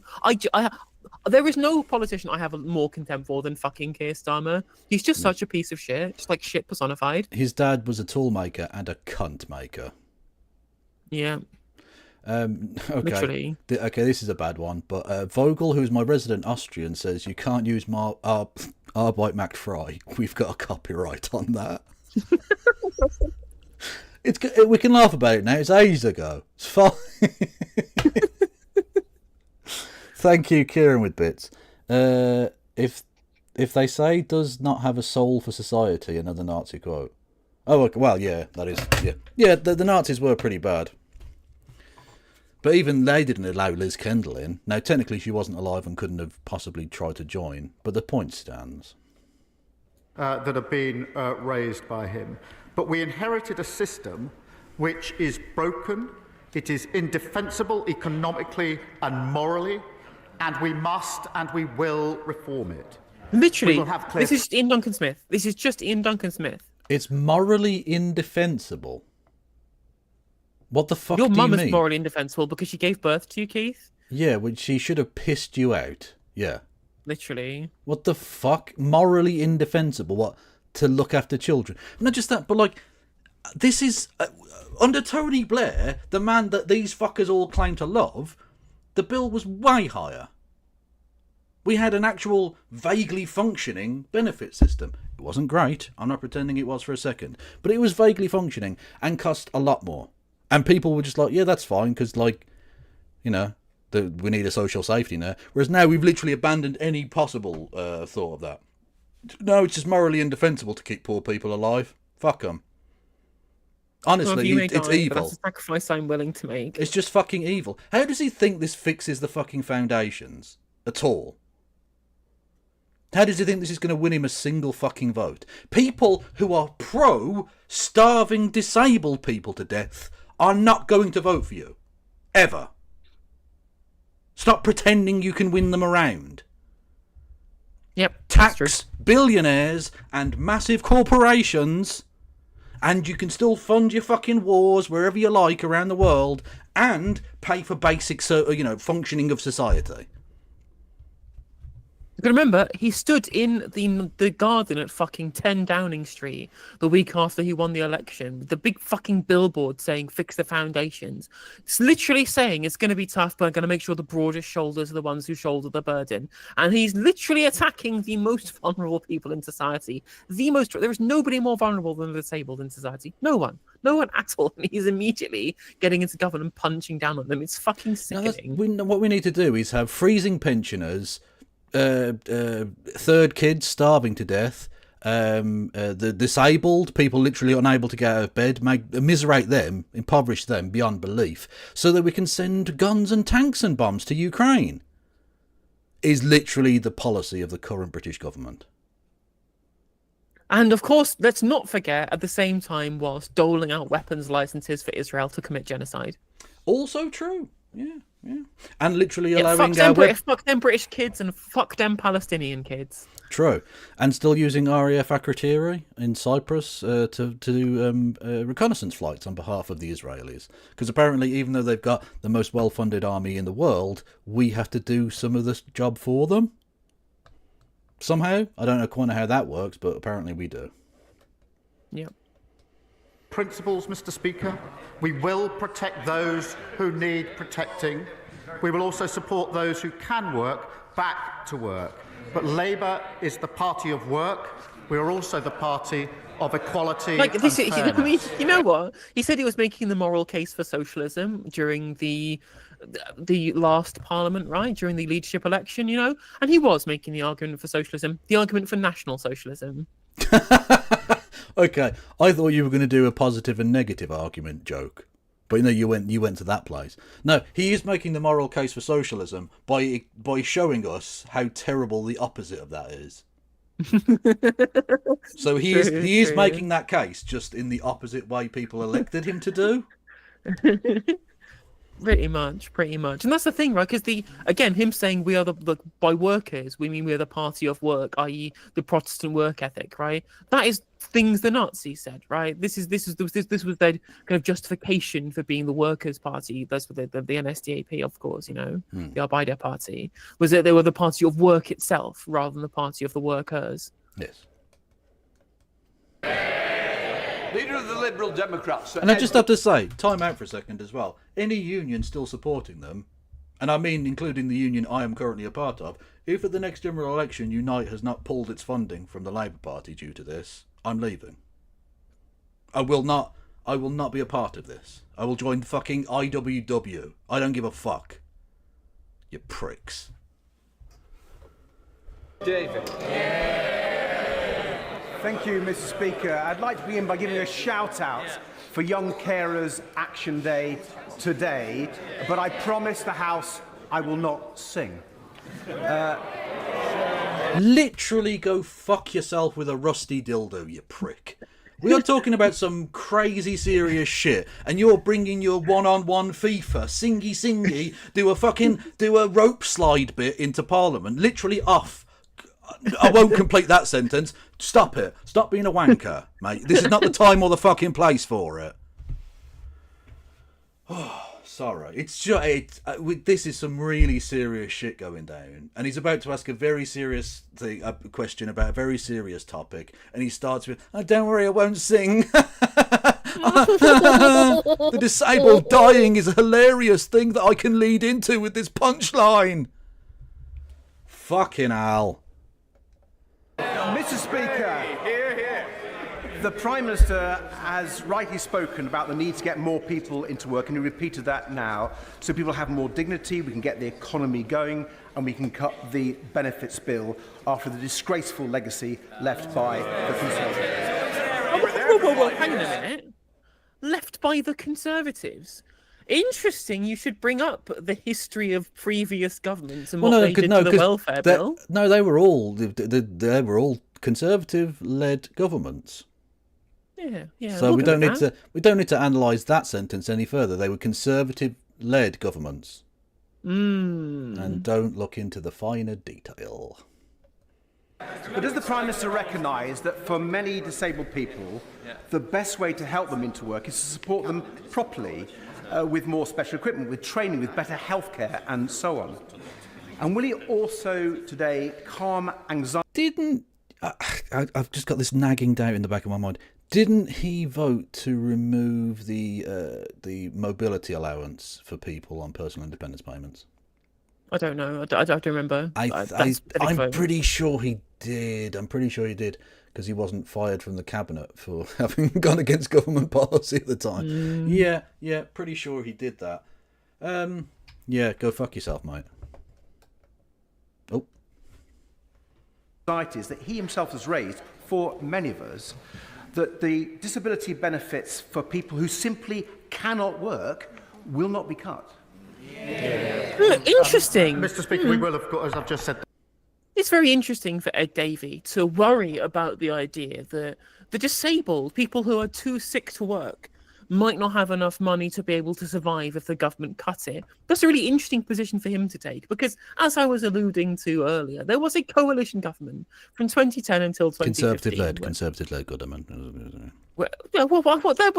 was their coalition partners? Might have been this guy's party. It goes even further than that, because as you also alluded to earlier, he was a fucking minister in this government. He was a fucking Secretary of State. Do you want to have a look at this guy? Literally murdered members of the post office. And literally, he didn't. I'm joking. And should we check this guy's voting record on welfare? Yeah. Every single time he was asked to vote to increase welfare for the disabled, he voted against it. Every single time he was asked to vote for an increase in welfare in line with inflation, he voted against it. Every single time he was asked to vote against the bedroom tax, penalising social residents who had spare bedrooms, he voted for the bedroom tax legislation. Every single fucking time this man has been asked to vote in terms of welfare expenditure, this man has voted against increasing the welfare for the incredibly desperate and needy. What did that lead to? From 2010 until 2019, I believe, which is the period where we saw the worst of what these cuts did, which happened in the period when these guys were in coalition. 330,000 excess deaths as a result of these cuts, And he talks about people who are not fit to work. Interestingly, of course, we don't actually talk about how people can get found fit for work. Let's have a look at some people, shall we, who were found fit to work during his legacy as a government minister during the coalition. People who are so thin that they can barely walk, people who are terminally ill, people who are literally physically disabled were found fit to work by ATOS. Technically, I think it was 4 people that were counted, literally received their fit to work notifications after they had literally died. That is the legacy. That is the legacy of this man in his very small amount of time as actually being in government rather than just being as one of the opposition parties, His very tiny legacy of having any actual power, and he used it to send the most vulnerable people in society into abject penury. Yes. Well, look, his initials are ED, and they don't stand for Ed Davey, they stand for excess deaths. Excess deaths, true. That is exactly what ED stands for in Ed Davey land. Definitely stands for excess deaths. And the thing is, people will respond to this. Like the Liberal Democrats of today will go, oh, well, he's changed. We had to do it to be able to keep the country stable. And we tried to push back, even though they swapped a 5p bag charge for tighter benefit sanctions. Anyway, thank you, Polly Mackenzie, for letting us know that one. And the reality, of course, is that there was nothing keeping them in coalition. There was nothing forcing them to form a government with the Conservative Party, maybe they could have given it a go for a couple of years. Maybe they could have realised that maybe they weren't actually going to be able to get as much. And then once they'd have realised that, they could have collapsed the coalition at literally any point over those 5 years. At any point, they could have looked at the polls and gone, looks like Ed Miliband is 10 points ahead in front of the Labour Party, because in 2011, the country was literally on fucking fire because there are riots as a result of government policy, you know? They could have collapsed the coalition and Labour would have won an election. But they had to wait for 5 years. They had to wait for all of that time period because they were just so desperate for power. It didn't matter how many poor people died as a result of it. And no amount of posturing now, Ed, no amount of posturing now will expunge that spot on your record. Yeah. Not only were they so desperate for that power and the ministerial chauffeur-driven jag and all the rest of it, but they saw their own polling wasn't doing very well and they were in for a bad time. So when, rather than doing the thing that's good for the country, we'll do the thing that's good for us, and fuck those poor people. They can just continue to die month after month after month after month because we might have a bad election. It's evil. Absolutely.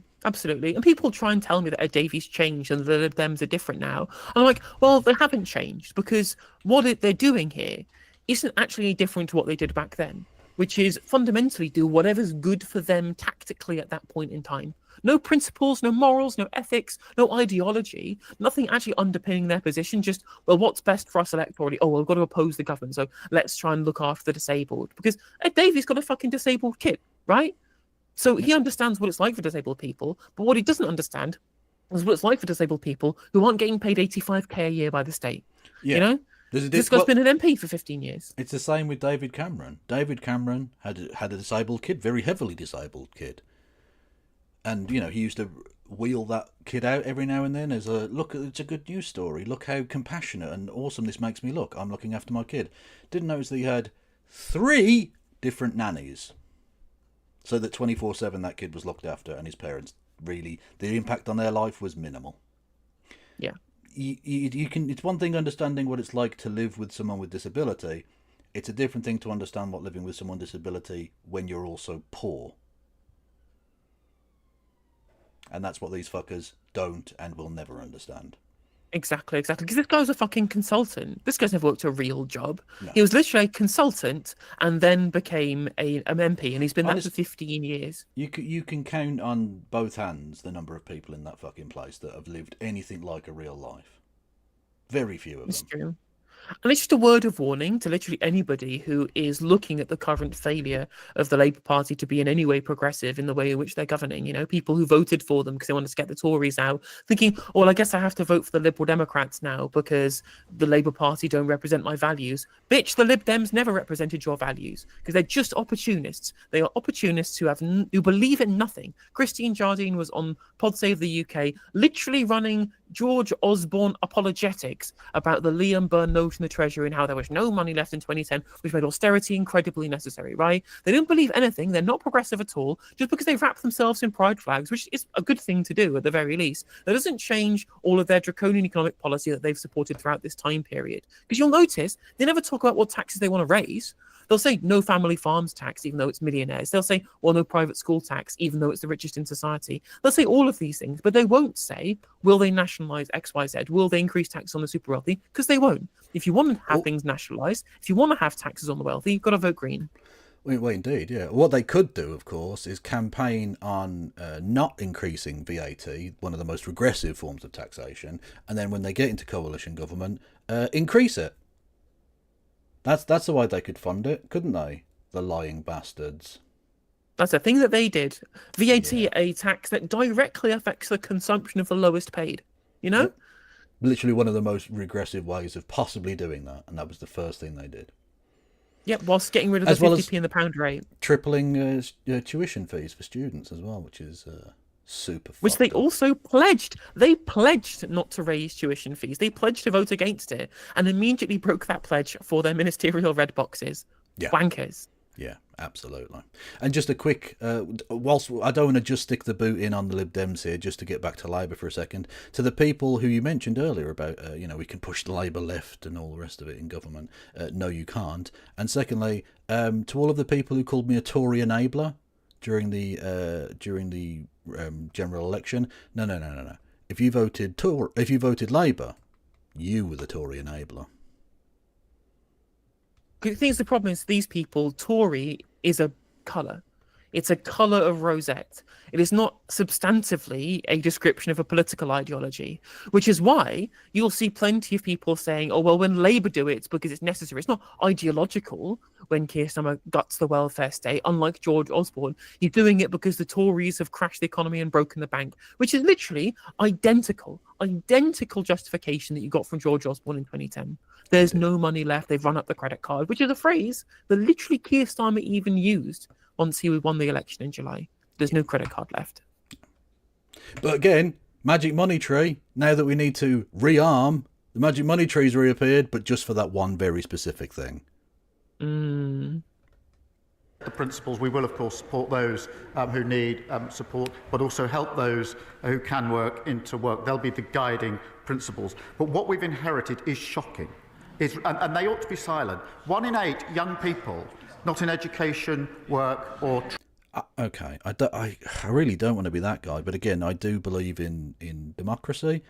Saying that the opposition ought to be quiet is a really shit thing to say. Like, don't get me wrong, the Tories are scum and don't really have a leg to stand on, but they are there to hold you in check, at least in theory. The idea that you would be telling them to be quiet or to shut up, like... literally, you are unfit to be in that position. You shouldn't be Prime Minister.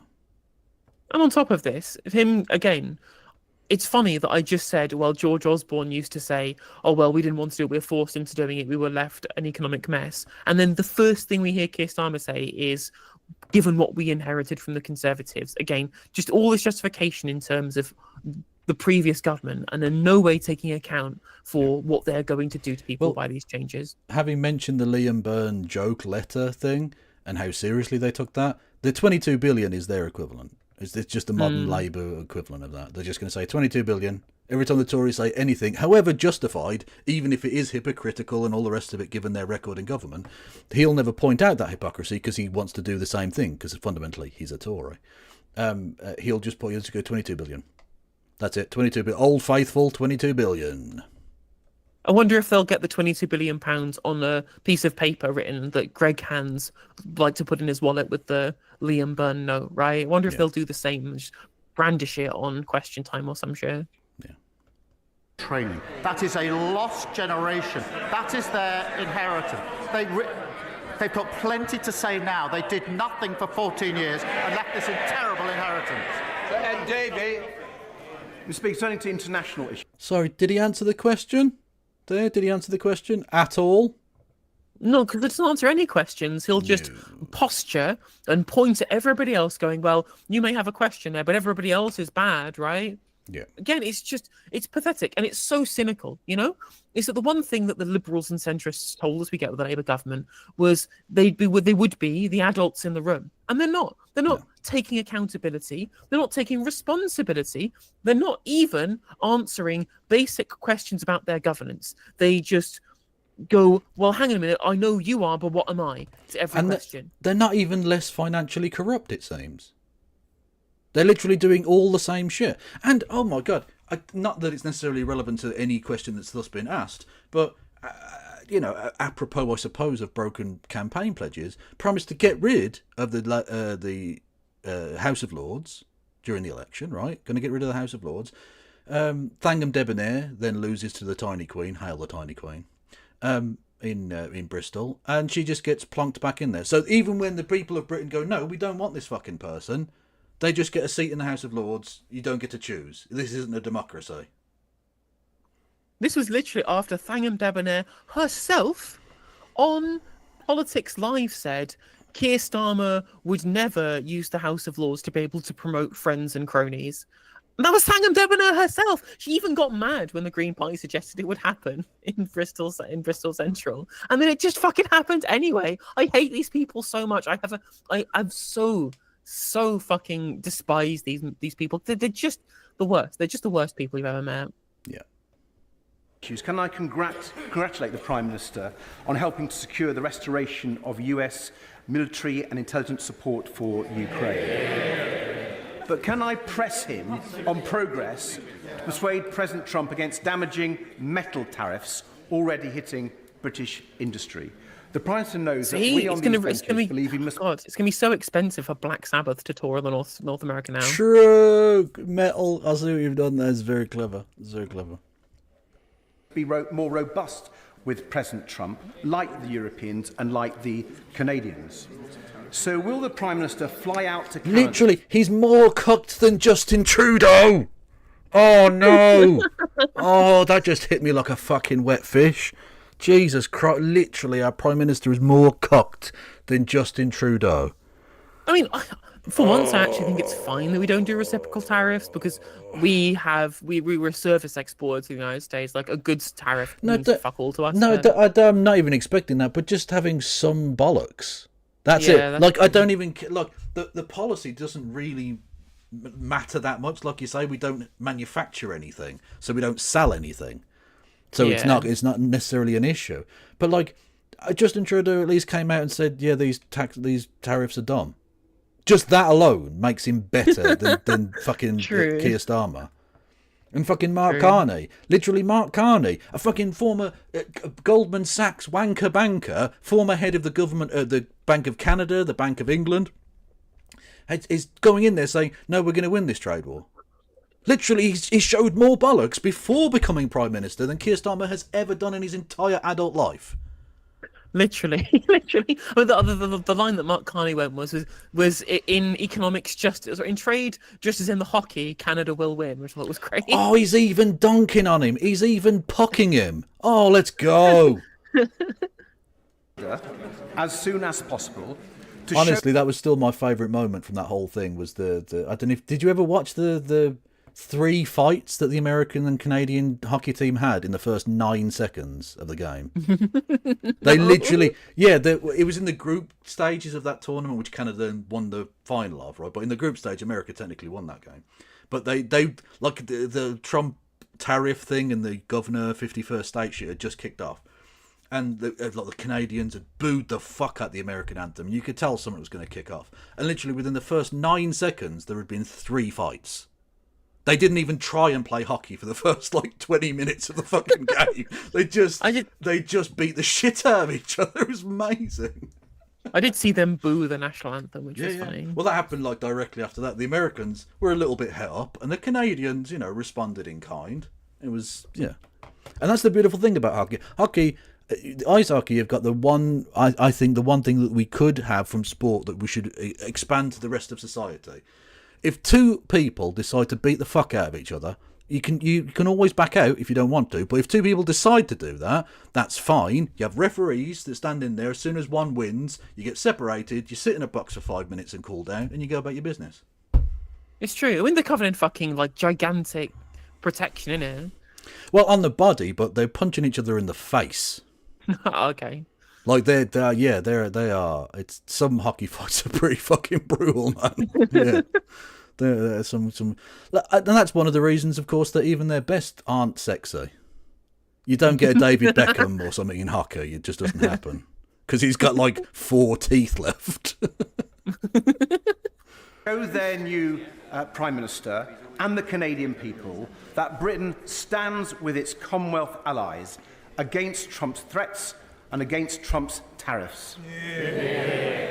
Well, Canada is an ally and a very important ally too, and I've spoken to our allies on many occasions about the situation in Canada. On the question of tariffs, obviously, like everybody else, I'm disappointed to see global tariffs in relation to steel and aluminium, but we will take a pragmatic approach. We are, as he knows, negotiating an economic deal which covers... Is never going to happen. We have been talking about this free trade deal with the Americans for a decade. We have had Trump and then Biden and now Trump again. They're not going to. Just because they flash a bit of thigh and then punch us in the face, why the fuck do you think they're going to give you a deal? They get everything they need from us right now. Why would they give us anything? Yeah. Unless we want chlorinated hormone fucking chicken tomorrow. There's no point. There's no fucking point. They're not going to do a deal with us. Unless we bend over and do an Australia deal with them where we give them everything and take nothing because we need the fucking bit of paper that says we've got a deal. Jesus Christ. We might as well become the 51st state.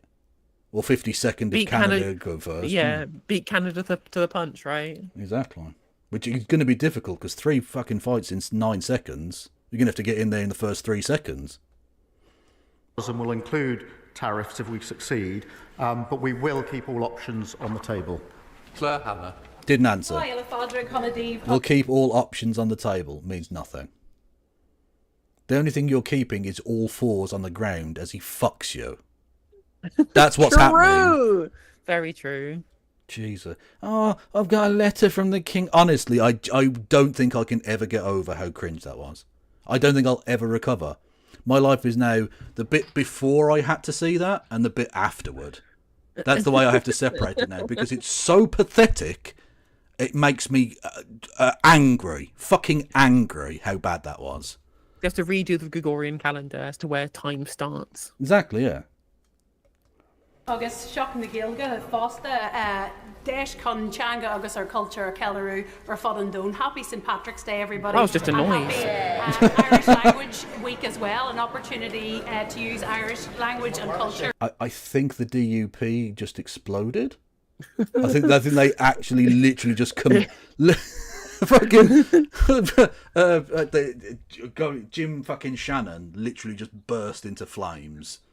And it's just gonna be taken to a mental institution going, no!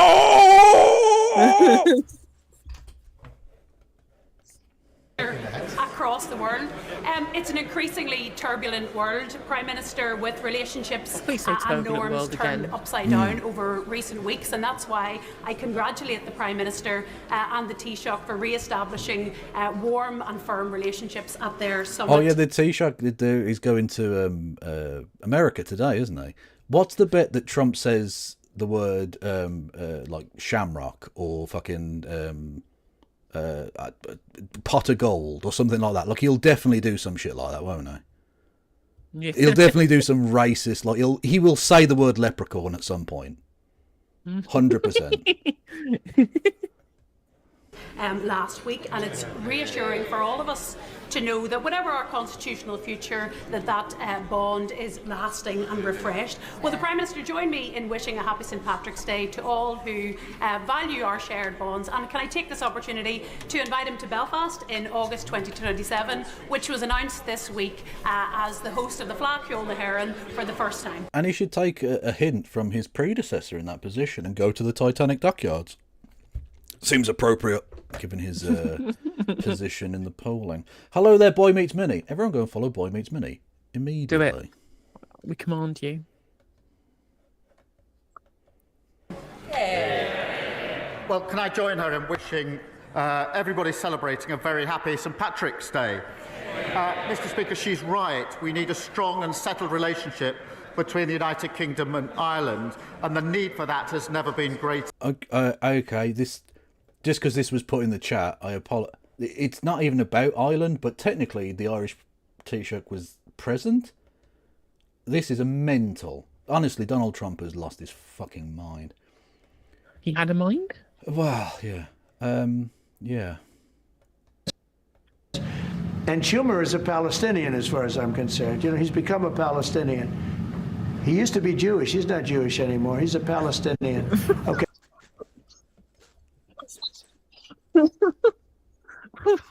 Firstly, just those two things aren't mutually exclusive. You could be both of those things. What the fuck? He's become Palestinian. Does that mean that you accept... Like, you better clear that with some of your Hasbro people, because they're claiming that Palestinian isn't a thing. So, like, what is it? Does Palestine exist and he's a member of that nation or not? Maybe this is how we get the two-state solution. Comrade Schumer goes over there and leads the his Palestinian people to freedom. Fucking Christ. Well, anyway, I'm glad he's signed that executive order against anti-Semitism, though. That's good. Glad that's a thing he's taking very seriously. I'm sure the ADL will be putting out a statement about how it's anti-Semitic to say that somebody who stops who isn't just like totally uncritical of Israel somehow stops being Jewish and starts becoming a Palestinian. You know, they'll be on the blower immediately talking about how terrible it is. That's the thing that is being said. Yeah. Which is why I was delighted to host the Taoiseach in Liverpool last week at our first annual UK-Ireland summit. We've turned the page, started a new era for our relationship with Ireland, and I'd be very happy to go to Belfast in 2027. I want to go much sooner than that. Understood. Thank you very much, Mr. Speaker. In just 20 days' time, new sentencing guidance will come into effect that the Justice Secretary has already conceded will be two-tier in its nature. It will mean that the colour of your skin or the religion you have can give you leniency in the eyes of the law. And honestly, they're missing out on the most oppressed minority in terms of these pre-sentencing reports, and that is Baldies. Well, Baldies, and also, why is his face the angry emoji? His face, he's already like gammon red. Like, it's literally, his eyebrows do the thing where they point inward towards the top of the nose in a way that doesn't actually happen with humans, but is the universal emoji angry thing, you know? What the fuck is... Very odd face. Good lord. Public confidence in the judiciary into crisis. But it is avoidable. We Conservatives have tabled a bill that, if backed on Friday, can stop this guidance in its tracks. So will the Prime Minister, will he now overrule his Justice Secretary? No. I'm just going to answer for you, mate. No. Well, his Justice Secretary already said that she wants to stop it anyway. They both said that they don't support the pre-sentencing reports taking into account demographic characteristics. And no. So what's he talking about then? They just wanted to find it for the cameras. They just want to have a clip for Twitter. And also, you've got to policing. Wah, wah, wah, wah, wah, wah. Yeah, on the national level, but then on the local level, they also want to be in the local paper. Like, MP speaks out against racist police system. You know, that thing. He wants the good press. That new thing, that new racist police system that previously didn't exist, apparently. Well, no, it wasn't racist when it was against black people. But now it's racist against the whites. White. That he will back this bill. Also, oh my god, the best nussie I've ever seen, top left. Hello. It's like a fucking camel nussie. Jesus. Oh, hello, lad. Honestly, we could have a good time. Look, he's even angrier. Yeah, he's getting angrier and angrier. And prove he has in fact been two-tier Kia all along. Well, everyone should be equal before the law. That is why the Lord Chancellor's taken up the issue with the Sentencing Council. But he needs to do his homework, because the proposal that he complains about was drafted in 2024. And the last government was consulted. And when they were consulted, what did they say? They said they welcomed the proposal. Now, Mr. Speaker, I understand that the Shadow Justice Secretary is taking the Sentencing Council to court. Perhaps he should add himself as the second defendant so we can get to the bottom of all this. Thank you. Mr. Speaker, I'm very proud to represent a constituency that has 8 synagogues, a thriving Jewish... You can't just drop that in there, that's cheeky. I mean, true, but cheeky. I mean, yeah, it's cheap. I mean, it's for people who aren't aware, I'm not just saying she's Bangladeshi, therefore she represents another country. Oh, yeah, just attacking a brown woman. Yeah, I see. Yeah. What I'm saying is that she is somebody who is really, really close with the Awami League Party, whose leader was jailed for corruption. Might have had a cheeky bit of corruption and human rights in the kind of general area, you know. Yeah. Anyway, the MP for Dakar South is currently speaking. Population and the UK's largest Jewish cultural centre, JW3. But this week, I was horrified to read reports about rising anti-Semitism on NHS wards, and in particular, a shocking incident in which a Jewish... Anti-Semitism on NHS wards? What? I mean, there has been a rise in anti-Semitism broadly across the country. The statistics show that, but I didn't realise that NHS wards were like an anti-Semitism hotspot. Well, yeah, I mean, yeah, I don't know what this is even in reference to. I don't know, unless unless there have been reports of like, oh, there was a nurse wearing a Palestinian, lapel pin, and that was put down as an anti-Semitism by the ADL or something. Yeah, well, that's literally true. Literally true. People wearing Palestine pins has been marked as anti-Semitic incident. By the Literally, ATL. yeah, literally. So, like, is that what's being referenced here? There was a doctor who I saw wearing a keffiyeh in his spare time. Anti-Semitism. Yeah, like what? Yeah, somebody on an NHS ward had a kick Israeli racism out of football badge. Yeah, exactly. Anti-Semitism. That's double anti-Semitism. So actually, that's true. Actually, the nurse said that she likes Jeremy Corbyn and wealth taxes, and that was reported as anti-Semitism. True. But Siobhan McDonough MP was in the hospital overhearing somebody say that capitalism was bad, immediately branded as an anti-Semite. Did you know that they were serving shawarma in the cafeteria? Anti-Semitism. Whoa! Shawarma is like the quintessential Israeli food, though. Isn't it an Arab food? I thought it was an Arab food. I know there are Arabs who are Israeli citizens. Oh no, I was making the joke that Israeli. They invented it. They invented pizza.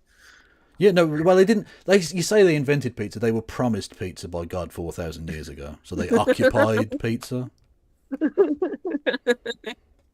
NHS staff member was called a baby killer by their colleague. The NHS that I know... Okay, was it Lucy Letby?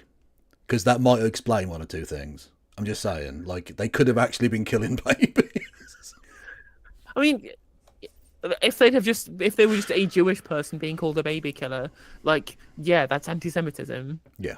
But you know this is why are we narrowing this down to NHS wards? That's bad whether it's set in an NHS ward or anywhere else. Yeah, exactly. Yeah. If it's 4,000 years late, surely they get the pizza free is a delightful joke. Thank you, non-binary. I appreciate that. Apparently Jewish News reported this. Haven't they? NHS ward, Jewish baby killer. Yeah. Yeah, but again, that would be a bad thing to just in general. Yeah, you can't just go up to someone who is a Jewish person and go, "You kill babies." That's fucked up. No, exactly. Or indeed say you're now a Palestinian. You're not Jewish anymore, because that's also anti-Semitic. In case anyone was wondering. No, this is a report. That's just a report. Especially when you mean Palestinian to mean evil cunt, which is literally how Trump sees it. Yeah, pretty much. But yeah, it's reported on by the Times apparently. Let me just bring up the article. Oh wow! So it's Murdoch press. It can definitely be believed. Yeah, good. Yeah, 100% definitely, absolutely, 100% legitimate. Anti-Semitic abuse rises within NHS and staff, the worst culprits. A Jewish doctor said he was given a hijab as a Secret Santa present. I mean, I don't know if that's necessary. Is that anti-Semitic or just like a bit naff? And a patient in his 60s found boycott Israeli apartheid stickers on his bed. Well, assuming that a Jewish person supports Israeli apartheid is anti-Semitism. But true, but do we know that they were actually put there because of that, or were they just there? Again, I don't know that you can actually say either of those things is really anti-Semitic. Now, in certain context, obviously they could be, but just those things happening. Like, what about if they were put on there because of the former guest or whatever of that bed, and then the Jewish guy happened to be in the bed after that? Do you know what I mean? Like, it's not even targeted at that person necessarily, and there's no way that the person who gives you that story could possibly know the reasoning behind the person they don't know put them there. Do you know what I mean? Like, it's impossible to know that that's anti-Semitic. So NHS staff are more likely members of the public to perpetrate anti-Semitic abuse in hospitals and doctors' surgeries since the October 7th attacks. The fuck is that? Complaints. Whoa. According to complaints compiled by an influential charity. I wonder which charity this might be, but let's read on and find out. I've got 3 letters in mind. Yeah, I think it might be the Stop Anti-Semitism one, or whatever it's called. Maybe. So there was a Jewish doctor being given a hijab as a Secret Santa present, a patient having pro-Palestine stickers across their room as they lay fighting for their life. A group of therapists who complained about a colleague posting messages supporting Hamas online. Again, supporting Hamas. Palestine. Yeah, that's what exactly. Yeah. Subject to a complaint for microaggressions. A counter complaint for microaggressions. Right, hang on a minute. Okay. Like, I was thinking they'd at least have like some like a pissed up Nazi said a thing one time or something. No, it's just like basic support for Palestine or something, is it? Okay. Well, this interesting. They will try and like put these things together, you know, because this one's talking about some pro-Palestine sticks and a hijab, and then pretending people support Hamas. But then the next thing they say is something genuine anti-Semitic, which is a patient waiting to be discharged from hospital was told, "Get your Jewish ambulance to come and get you." You know, so that is that is anti-Semitic. Yes. Mm. Yeah. That fair Number enough. of complaints. Yeah. Whoa, hang on a minute. Okay. The Community Security Trust found that a number of complaints of anti-Semitism in the NHS had tripled from 29 to 86 in the 17 months before and after October the 7th, right? Oh, God. So that's like 2 complaints a month. Yeah. So, of course, every single one of these things is bad, you know, but... Also, that doesn't remotely fucking compare statistically. Like, it's a lie to say, even if we accept all of those things as anti-Semitic, which clearly they're not necessarily, right? That doesn't mean they're more likely to be anti-Semitic than the general population. That's a ridiculous extrapolation. That's silly. That's bollocks. This seems like some genuinely gender fucking shit. Okay, so NHS staff are the perpetrators in 5 of the 29 incidents in the 17 months before October the 7th, and 55 of the 86 complaints since October the 7th. The subject of the complaint was a member of staff or a student representing the health service. I see. That's an interesting sleight of hand, is that it's NHS staff beforehand, but afterwards it's both a member of staff or a student.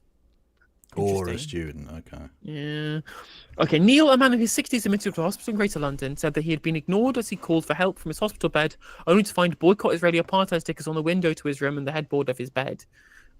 He told Times Radio, it was quite clear that this was a sticker that said, "I'm Jewish, do whatever they feel like doing because he's Jewish, because I've been able to cope on arms on my own, and I don't know what could have happened." It's a serious issue which hasn't really been handled very well since.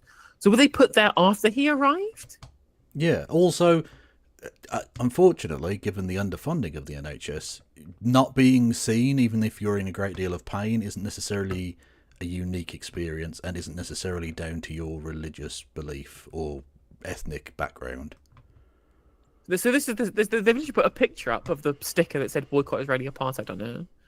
Also, if I saw a sticker with boycott Israeli apartheid, I would assume that the person in the bed supported the boycott of Israeli apartheid. I wouldn't think that person's a Zionist. Surely, right? Am I mad there?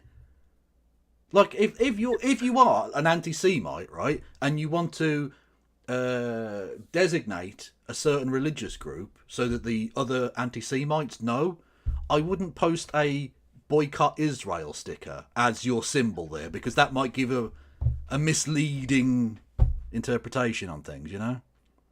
One woman GP said, Jewish staff are called baby killers and said to guilty of genocide and other hateful, untrue slurs. This isn't a complaint or an accusation that's been given. This is somebody saying this is what their experience is. And these are both anti-Semitic things to do.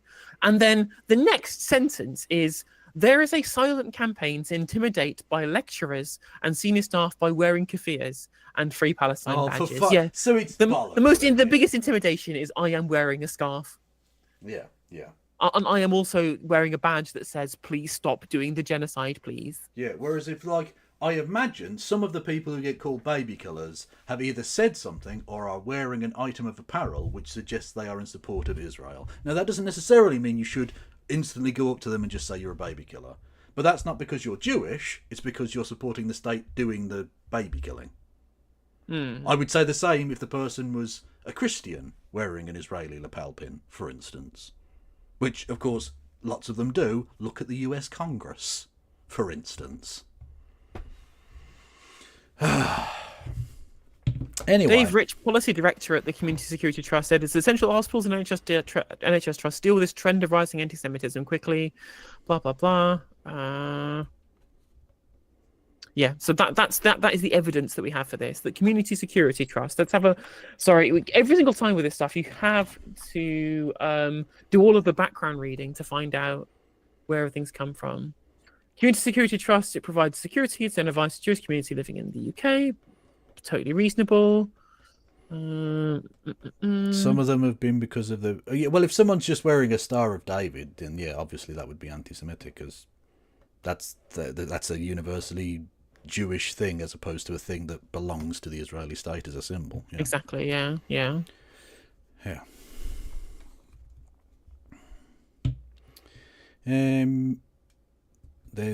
They're trying to Corbyn the NHS. Yeah, they are, sort of. There is a little bit of a... Also, to Corbyn something needs to be a verb now, yes.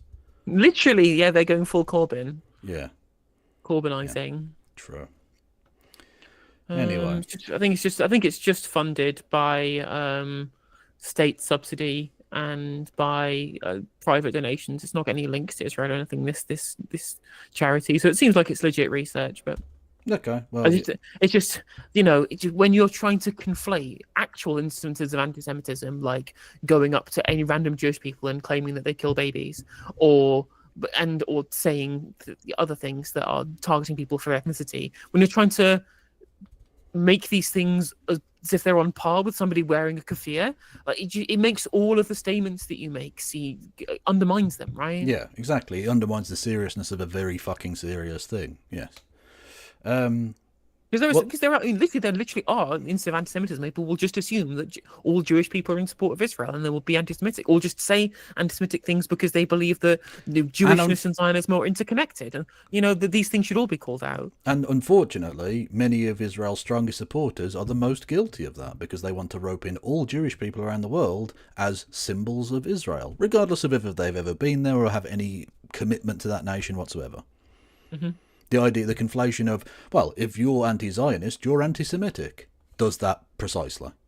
You're actually just being anti-Semitic if you say that, actually, to be honest. But that's a good point. Has the NHS ever condemned Hamas?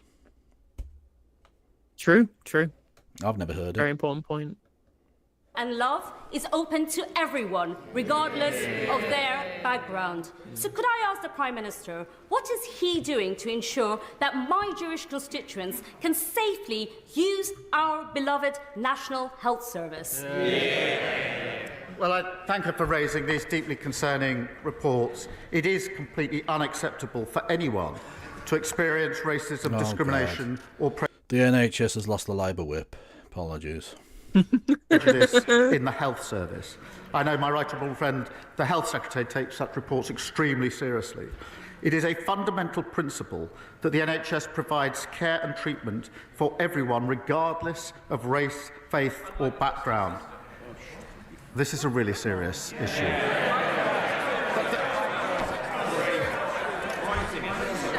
You've let yourself down, you know it.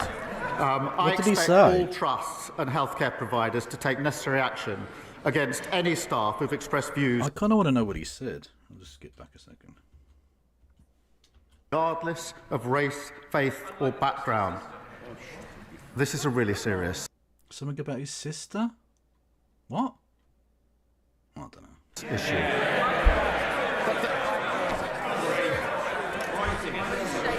You've let yourself down, you know it. I expect all trusts and healthcare providers to take necessary action against any staff who've expressed views that do not reflect the views and values of the NHS.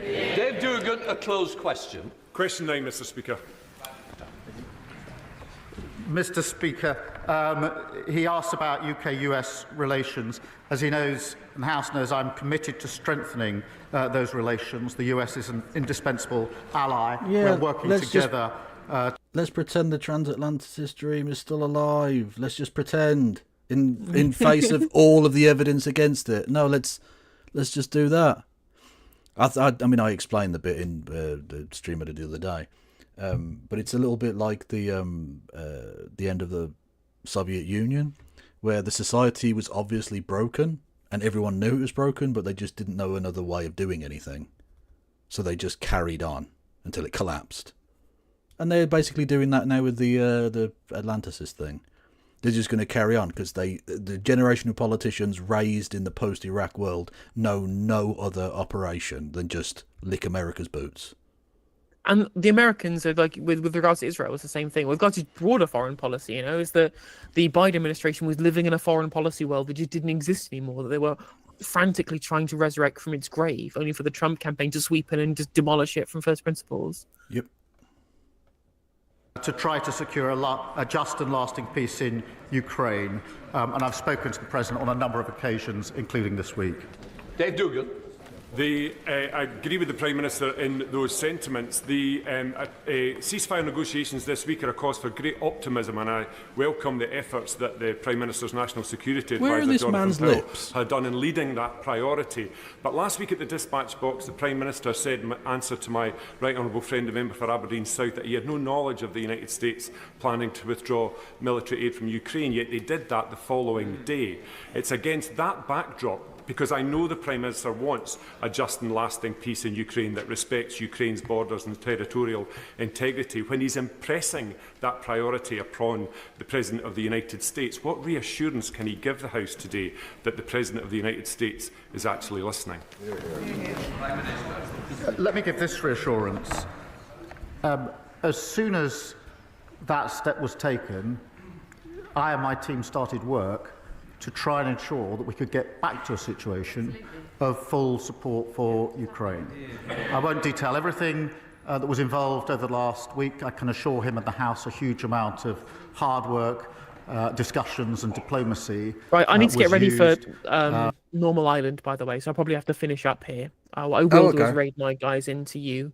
Oh, Kev, okay, yeah, so yeah. they can watch the end of PMQs, and I'm assuming you're watching the Sam Seder surrounded thing, I aren't you? am indeed, yes. Oh, you're in for a fucking riot. Oh my fucking god, it's so funny. Oh, well, I look forward to it. It is absolutely fucking hilarious. Okie doke. Yeah, Like, you'll want to like commit Roblox watching it as well, because I imagine so. Yes.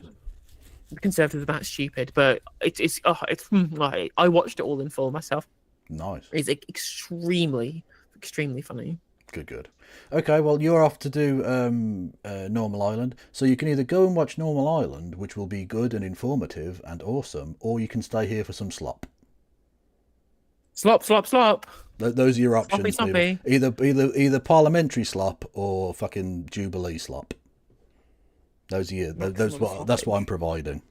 Okie doke. Everyone go and follow No Justice MTG.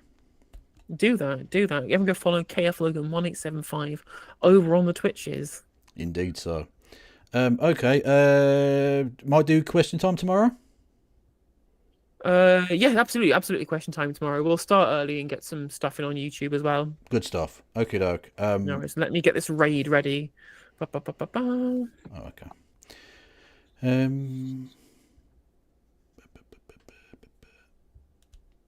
The Witch Woman is next to Starmer. That's technically the Chancellor of the Exchequer, is the official position title. But Witch Woman also kind of works, yeah. That's True. not one of the official... Which woman? She's such a non-entity. You see her and you're like, which woman?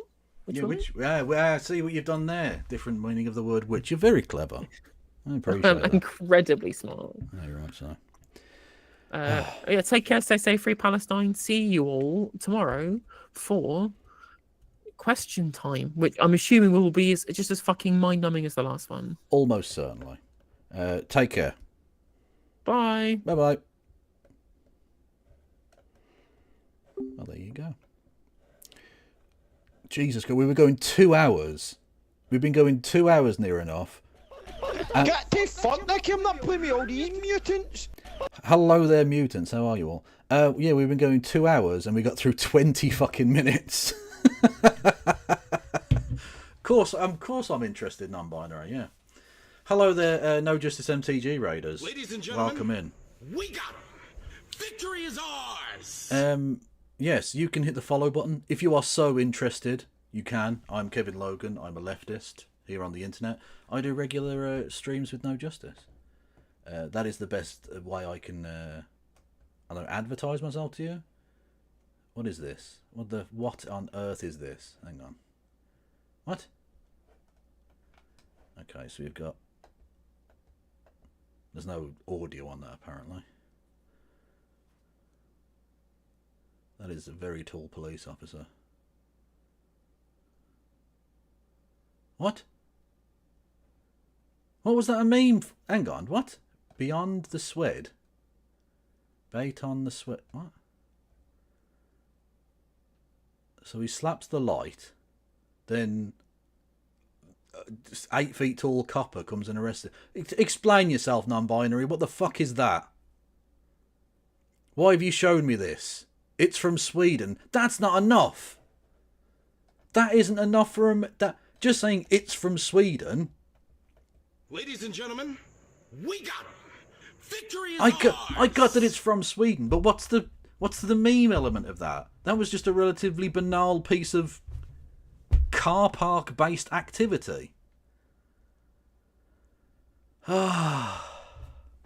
Please make the 30-second long advert for turn up. Okay, whilst we've got no justice people here, right? What should my 30-second advert for the Turn Left podcast thing be? Curtis has asked me to make a 30-second long tape. Not videotape, because no one does that. But like a 30-second long video saying why people should follow me. What the fuck would I put in that? I stream with much better people. I can be their overflow system. I do dick jokes. Like, what do I even put in that? You'll just do a 30-second fucking compilation of me jumping out of my skin when I hear, I don't want to do this anymore. I don't know why I did it. Boiled like a baby otter. Yeah, just do a 30-second compilation of my stupid fucking noise alerts. Thank you, Mithril, for resubscribing. Don't forget, everyone, regardless of what platform you're on, you can give me money in the form of bits and subs and subscriptions and super chats. These are things. I love you. Anyway, Keith. With all of our allies and others to ensure that we could get yesterday to go as well as we hoped it would. I am pleased that we made progress. I think that's very important for Ukraine, and I'm extremely pleased that support has been put in, backed by the US, for Ukraine. So that's what I did once I understood what had happened. I'm pleased with where we've got to, but as ever, we must go further. Richard Bergen. Thank you, Mr. Speaker. God, Disabled people in my constituency are frightened.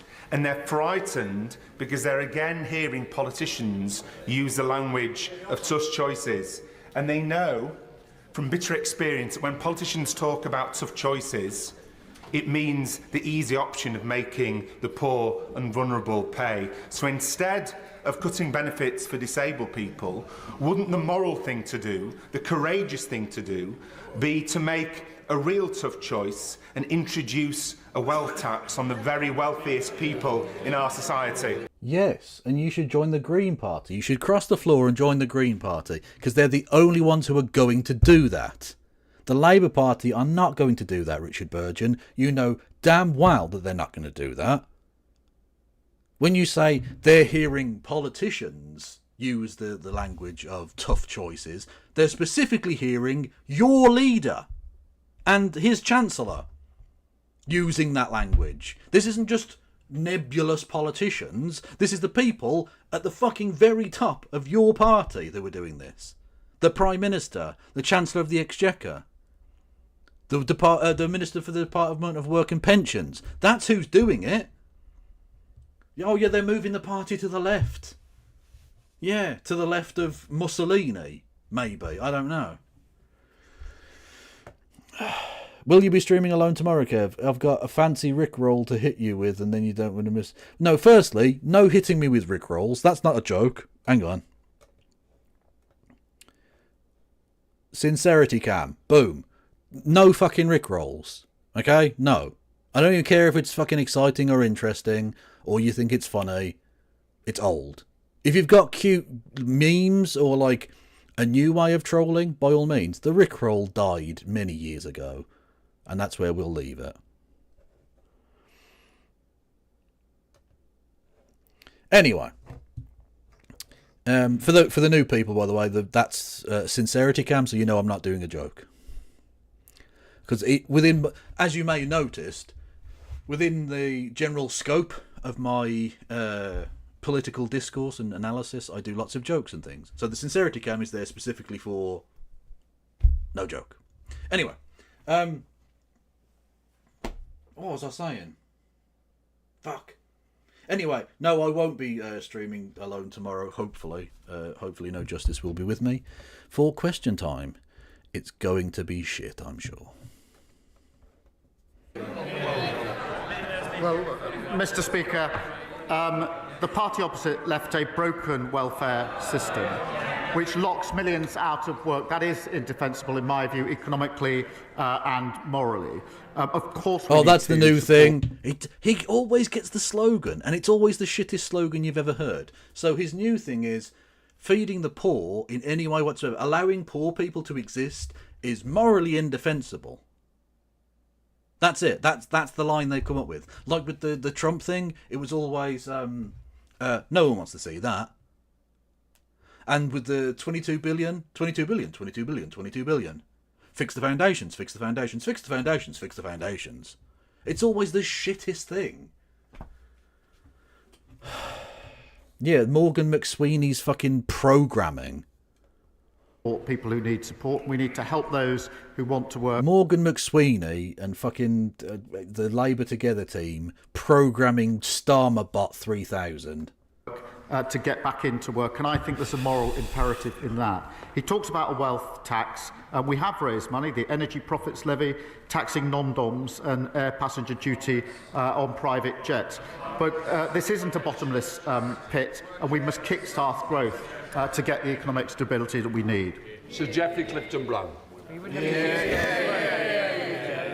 Most people would accept that we need more housing in this country, yet so often it's... Imagine being called Sir Jeremy Clifton Brown or whatever he was, and sounding like that, and he's going to say like how the society, the poor need to pull in the belt a little bit. Honestly, the poor are taking the piss out of society. Rich cunts like me, who probably own half of like fucking Herefordshire,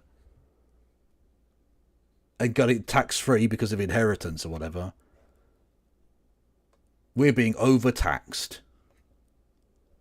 not accompanied by the necessary infrastructure.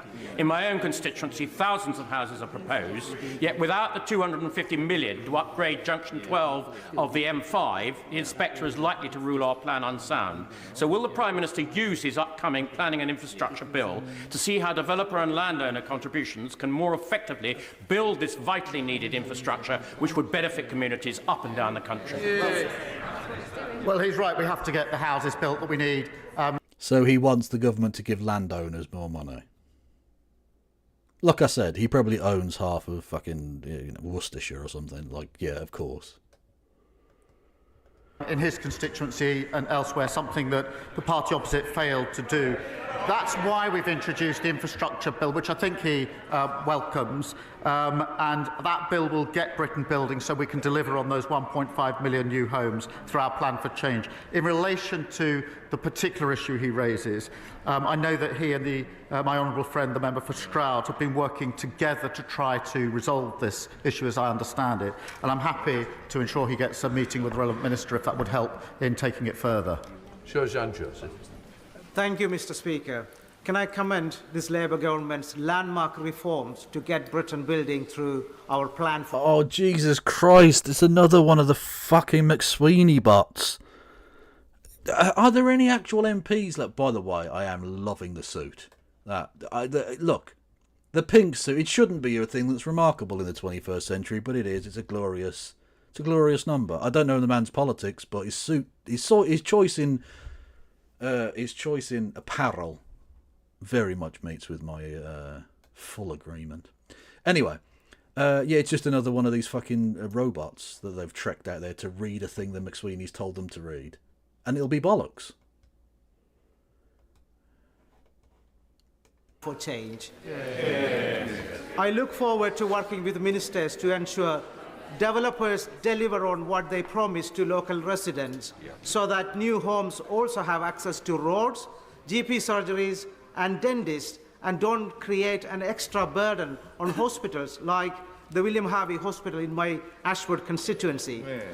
What is the Prime Minister's message to the blockades standing in the way of the homes and vital infrastructure our country needs? Well, he's a dedicated campaigner for his constituents. Well, we know who's been standing in the way for the past 14 years. It's the party opposite. And they've learned absolutely nothing. The leader of the opposition claims that she's never opposed growth or development. That's not what she's telling her constituents, Mr. Speaker. Only last month she wrote in her newsletter that she'll keep working with Conservative... Could you make it any more obvious that that was a planted question that you wanted to just attack the Tories over? Like, this is a mockery of any kind of democratic process. This is fucking shambolic. ...colleagues to block a vital energy infrastructure project in her own backyard. She's not alone. The Shadow Foreign Secretary, Shadow Defence Secretary, Shadow DEFRA, they're all at it. What a bunch of blockers. Sir Ashley Fox. Mr. Speaker, the Employment Rights Bill will grant union equality representatives the right to paid time off work. Then it does. Will the Prime Minister grant special constables the right to take unpaid leave to perform their duties? What? The fuck does that... What is that question? I'm grateful to him for raising the question of special constables who play a very important role in our communities and keeping us safe. The numbers of special constables dropped under the last government. We support the existing employer-supported policing scheme and will support our special constables, but they dropped under the last government. Andy MacDonald. Thank you, Mr. Speaker. Long time. I recently visited Middlesbrough's James Cook University. I know what... Oh, Jesus Christ. I know what the job title he was referring to are. The special police constable. Yeah, I know what they are. But what was that fucking nonsense about the trade union bill allows... What the fuck? I don't even know what it was. Look, he was just attacking... It was an attack on the trade unions for, like, no real reason. And then tacked on the end of it was an actual question about special constables. It was just a pointless thing to add on there for no reason. They weren't connected. Hospital and learned of the brilliant work in the neurosciences department for the survivors of stroke, brain and spinal injuries and many others. But it only has 18 rehabilitation beds to serve a population of some 1.4 million people, whereas the guidelines say it needs 80 beds, meaning that patients in the Tees Valley do not get the rehabilitation they need. So will the government remedy the position by ensuring that resources are allocated to meet the ambition to develop a world-class new rehabilitation centre to serve the Tees Valley and beyond? Well, I thank him for his question. It is important to hear about the important work that James Cook Hospital is doing in his constituency. We are investing £350,000 in research on interventions which support people with functional neurological disorders to rehabilitate them within the community. And of course our plan for change invested £25 billion to cut waiting lists, speed up treatment and shift more care into the community. In relation to the hospital, I'll make sure he gets a meeting with the Minister to see what further can be done. Sir John Whittington. Will the Prime Minister look at the case of my constituents, Mr. and Mrs. Adrian Fenton, who were... Jesus Christ, just the poshest cunts, man. Fucking hell. Where do they dredge these scummers up from? ...returned home from visiting France in their motorhome. Visiting France in their motorhome. Where the fuck do you come from? It genuinely... I don't know if I've ever told this story as such. The day I discovered posh people, there's a guy called Henry Blofeld, who is a cricket commentator. Although I think he's retired now, but whatever. He was insanely posh, right? Actually, you got to get some clip of him, just to show you how posh, right? Henry Blofeld. And if you're thinking to yourself, Blofeld, like the Bond villain, literally, because this guy's dad went to school with Fleming, who wrote the Bond novels, and so it's the character's named after this guy's dad. They both went to, I think they went to Eton together or something. Anyway. Have one. Willis runs around punching the air. Boys invade the ground and the players run helter-skelter. Has he got posher over the years? I think he might have done. Effort. My goodness me, what a catch. Roll again, it is. He bows and... Oh! And he's gone. He's caught there. And second slip. Bell has taken the catch. And 15 for 4. Can you believe it? It gets better and better and better for England. And worse and worse and worse for Australia. Well, it should, my though. goodness me, Michael Clark, the Australian captain, looks the most forlorn figure. But what an extraordinary morning's cricket. You see, that's how posh he is, right? Now, I didn't know. I wasn't raised listening to the cricket on the radio, so I had no idea who any of these people were. And we went round my. Technically, he was my cousin, second cousin's dad. So, but we just called him uncle, right? We went round his house. He's now dead, unfortunately, but he was old as fuck then. And we used to go around there, and they'd have Sunday tea, and they'd have like the radio on the, and one day it was cricket. And I heard that voice that you just heard there, that insanely posh voice, coming out of the radio, describing, who would have been playing at the time. Probably Philip Tufnell, bizarrely, given that he's now, he was broadcasting with him there. Philip Tufnell strolls to the wicket and blah, blah, blah, something happened, And I thought, that's a strange voice he's putting on. That's a funny little voice he's doing, isn't it? Oh, that's funny. And then I sort of drifted away, and I started listening to my dad or whatever talking about fucking shite. And then about 20 minutes later, something happened, like a wicket went down or a boundary or something. And so tremendous shot there, blah, blah, blah. And so it sort of caught my ear. And I thought, he's still doing the voice. He's still doing that silly voice he was doing. And it dawned on me more I listened to the thing. He's not doing a silly voice. He actually talks like that. He actually Where the fuck is he from? I'd never heard anyone like him. I was like, what? Who is this? What part of the country are you from? I'd heard like Cockneys and people from Yorkshire and Brummies and all sorts, right? Scottish people, various types. And I just thought, where the fuck do you come from? Where do they make these people? Who are you? Like, fucking brilliant. Was it the wonderful line, the batsman's holding the bowler's willy? Well, no, although that is a funny line, and he did actually say that. But also, how old do you think I am? That you think I was listening to him describing Peter Willey bowling to Michael Holding? I'm not 60. Outrageous. To discover an illegal immigrant concealed in the bike rack. What? Hang on, what a sentence that is. We're going back to that. This would have been the early 90s. You leave me alone. Motorhome to discover an illegal immigrant concealed in the bike rack. What a sentence! To find an illegal immigrant hiding in the bike rack. Okay. They reported it immediately to the police, only to receive a fine from the Border Force of £1,500. Will he agree that my constituents ought to be thanked rather than punished? And does he accept that this... For the immigrant in the bike rack. ...action will send a message to deter anybody from acting responsibly in the future? Can I thank him for raising this important case on behalf of his... Stop the bike racks. Stop the invasion of small bike racks.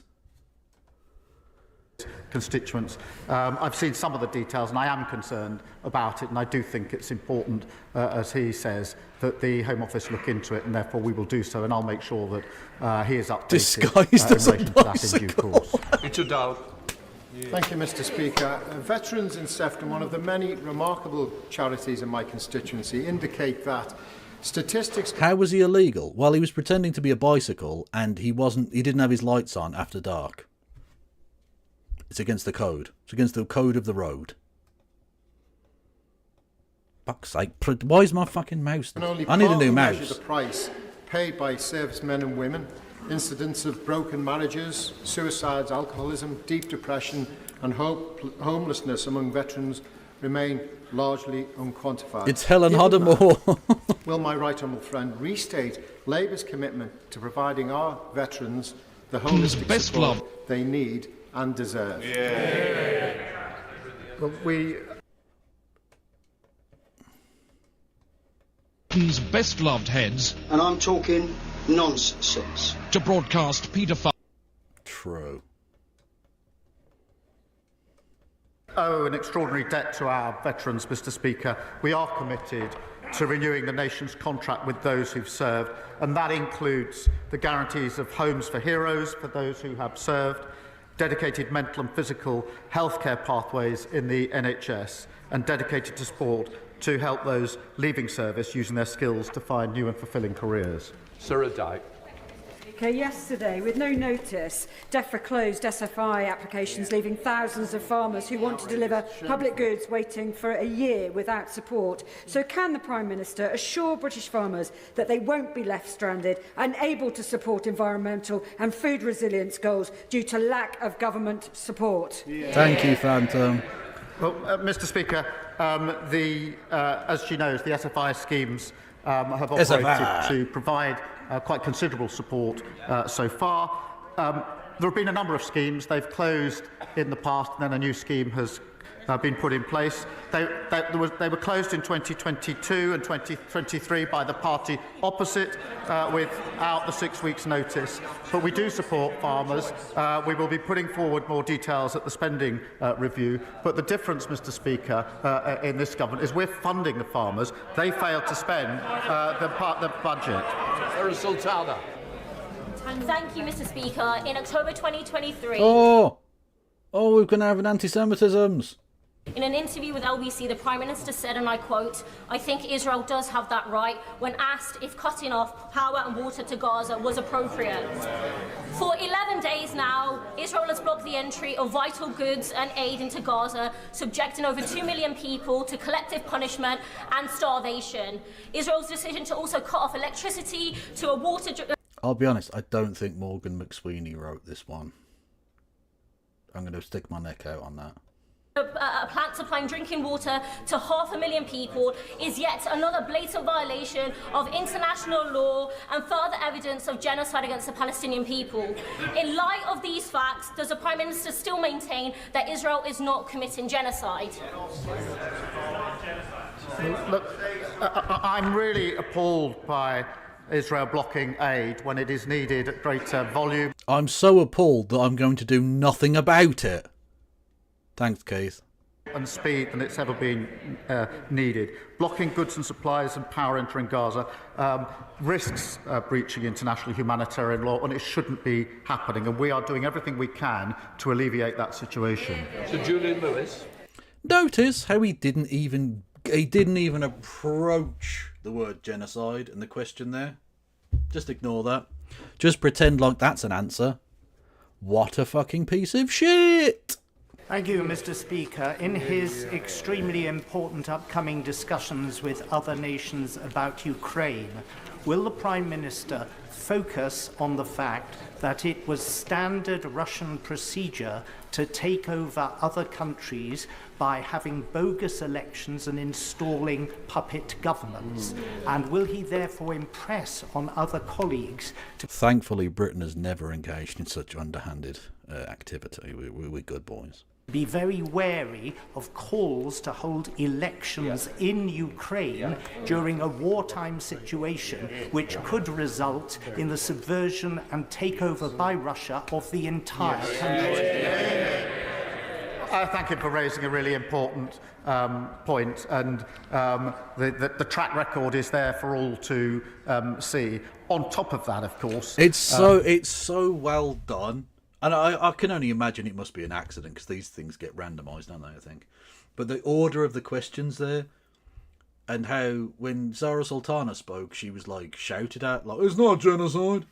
And then he ignores the question, and then straight after it's about Russia. And that juxtaposition of what you're allowed to be angry about and what you're definitely not allowed to be angry about. On that point, by the way, did you see, I don't want to hear any Trump supporter ever talk about free speech ever again. because the Palestinian activist Mahmoud Khalil is to have his green card revoked, not for actually committing any crime, but for, quote, having an adversarial, for being adversarial to the foreign policy of the US, unquote. That's from an actual spokesperson of the Trump administration. So, literally just for having a different opinion than current US foreign policy, you are kicked out of the country. The same people who told you that you being rude to them on Twitter and calling them racist was anti-free speech will definitely defend that, because they're scum.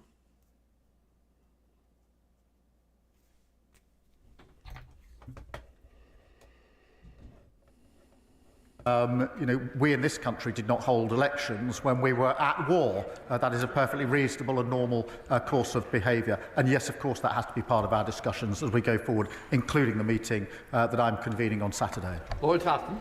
Thank you, Mr. Speaker. South Dorset is ready to play its part, making Britain a clean energy superpower. But after 14 years of Conservative failure, there are many untapped opportunities on our doorstep. Green investment opportunities such as Port Wind, Moor Wind and a hydrogen storage hub are all coming down the track. So can the Prime Minister reassure my constituents that the government will work with the Crown Court on these projects, invest in key infrastructure and ensure that South Dorset's green energy potential is hardwired into our plan for change? Yeah. Well, I thank him. He's absolutely right about making Britain a clean energy superpower. We are committing £2.3 billion to support hydrogen projects, and I recognise the huge potential of South Dorset to become home to a storage hub.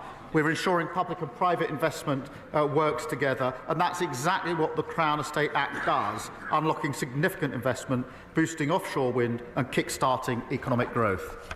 Andrew Rossendale. Thank you, Mr. Speaker. As the Leader of the Opposition has already mentioned, later today the Prime Minister will meet the family of our dear late colleague, Sir David Amess, who was so brutally murdered at his constituency surgery 3.5 years ago. I plead with the Prime Minister to reverse the decision to deny the family a public inquiry, despite similar inquiries being held into other tragic instances. Right, but there are very specific reasons why that would be the case. Whereas this one's an open and shut case, so why the fuck would you have an inquiry? What are you possibly going to find? So, will you please stop this shameful saga and heed the call of the Amess family for a judge-led public inquiry into David's death and the related failure of the Prevent programme from a heartbroken family? Can I acknowledge just how heartbroken they are? It's difficult to imagine what they've gone through, what they continue to go through. And that's why it's very important that I meet them this afternoon, which I will do, and discuss with them all the questions they want to raise with me. Sir David was a respected and loved a colleague across this House, and as I say, I absolutely understand how his family not sure he was about the tragic circumstances in which he died, and then everything that followed thereafter. Final question, Chris Cage. Thank you, Mr. Speaker. Tomorrow marks 29 years since 16 children and their teacher were murdered at Dunblane Primary School. Now, I don't want to deny the seriousness of this, but I do love a Scottish person saying murdered. So we're going back. 16 children and their teacher were murdered at Dunblane Primary School. In recent weeks, my constituents have raised with me the alarming fact that adverts offering handguns for sale are appearing on technology platforms like Google and YouTube. Does the Prime Minister agree with me that technology companies have an obligation to all of us to do everything proactively possible to prevent illegal advertising of this kind and not rely on a reactive, will remove it when it's reported approach, which is simply not good enough. The thoughts, I'm sure, of the whole House are with the victims Like, of now we've Dunblane heard the last massacres, question. 29. I feel like we don't need to listen to the answer because he's not going to answer it, so it doesn't matter. Years after Like, the I might as well tragic just events. stop now. I might as well The just Online talk over Safety him. Act will require online services to proactively remove such content from their platforms and prevent it appearing there in the first place. These duties fully take effect from Monday, and then we'll make sure that all companies meet their obligations. That completes Prime Minister's question. Absolute waste of fucking time. Oh yeah, and good point, yeah. For those who don't know, in America, Dunblane was a case where Britain had a school shooting, and then after that, we put in laws that stopped people being able to do that, and now they don't happen. Now we don't have school shootings anymore. I'm just saying, it's like it's an idea. Doing something, rather than doing literally nothing, might work. Just, you know, just something to get the old peanuts percolating. Anyway, this is an hour and a half long. Jesus Christ. Okay, I might need to cut this into 2 bits. I don't know. Either way, we're watching however much I can stand for now. I feel like if it's going to be as brain rotting as... Hello. What's this? Meeting the Black Republican. Oh, God almighty. No, I'm not fucking... No, shut up, Kieran. Right. It's an hour and a half long. We want to try and get through some of it, at least. Yeah. So this is going to be brain rot, apparently. Yeah, give me money. I don't know what else to say. Like, what's the problem with xenophobic nationalism? Don't you think that's better for Americans in general? Like, xenophobic? Yeah. My favourite bit is that's better for Americans. This person who asked that question is Canadian. The person who asked the question... This is all I know so far, right? The person that asked the question about xenophobic nationalism is really important is literally from Ontario. They're a Canadian migrant. Although, to be fair, they are at least a white nationalist who is white, which is like... Given that virtually every other white nationalist seems to be like an Indian guy living in Dubai or something, or a Malaysian fucking guy or something, you know. Ironically, the white people being replaced are within white nationalism, you know. Nationalism is better. We should have a coherent culture. Everyone should be a part of the same culture. Which, do you get to choose what the culture is? We already have a dominant culture. I mean, look, I got to be honest with you. Like, you and I have a fundamental disagreement. We will never see eye to eye on this. Hi, I'm Sam Seder, host of the Majority Report, and today I am surrounded by 20 conservatives. And they all have to come on Sam Seder, and whoever comes last eats him. I think that's how it works, right? This is soggy Sam Seder, yeah?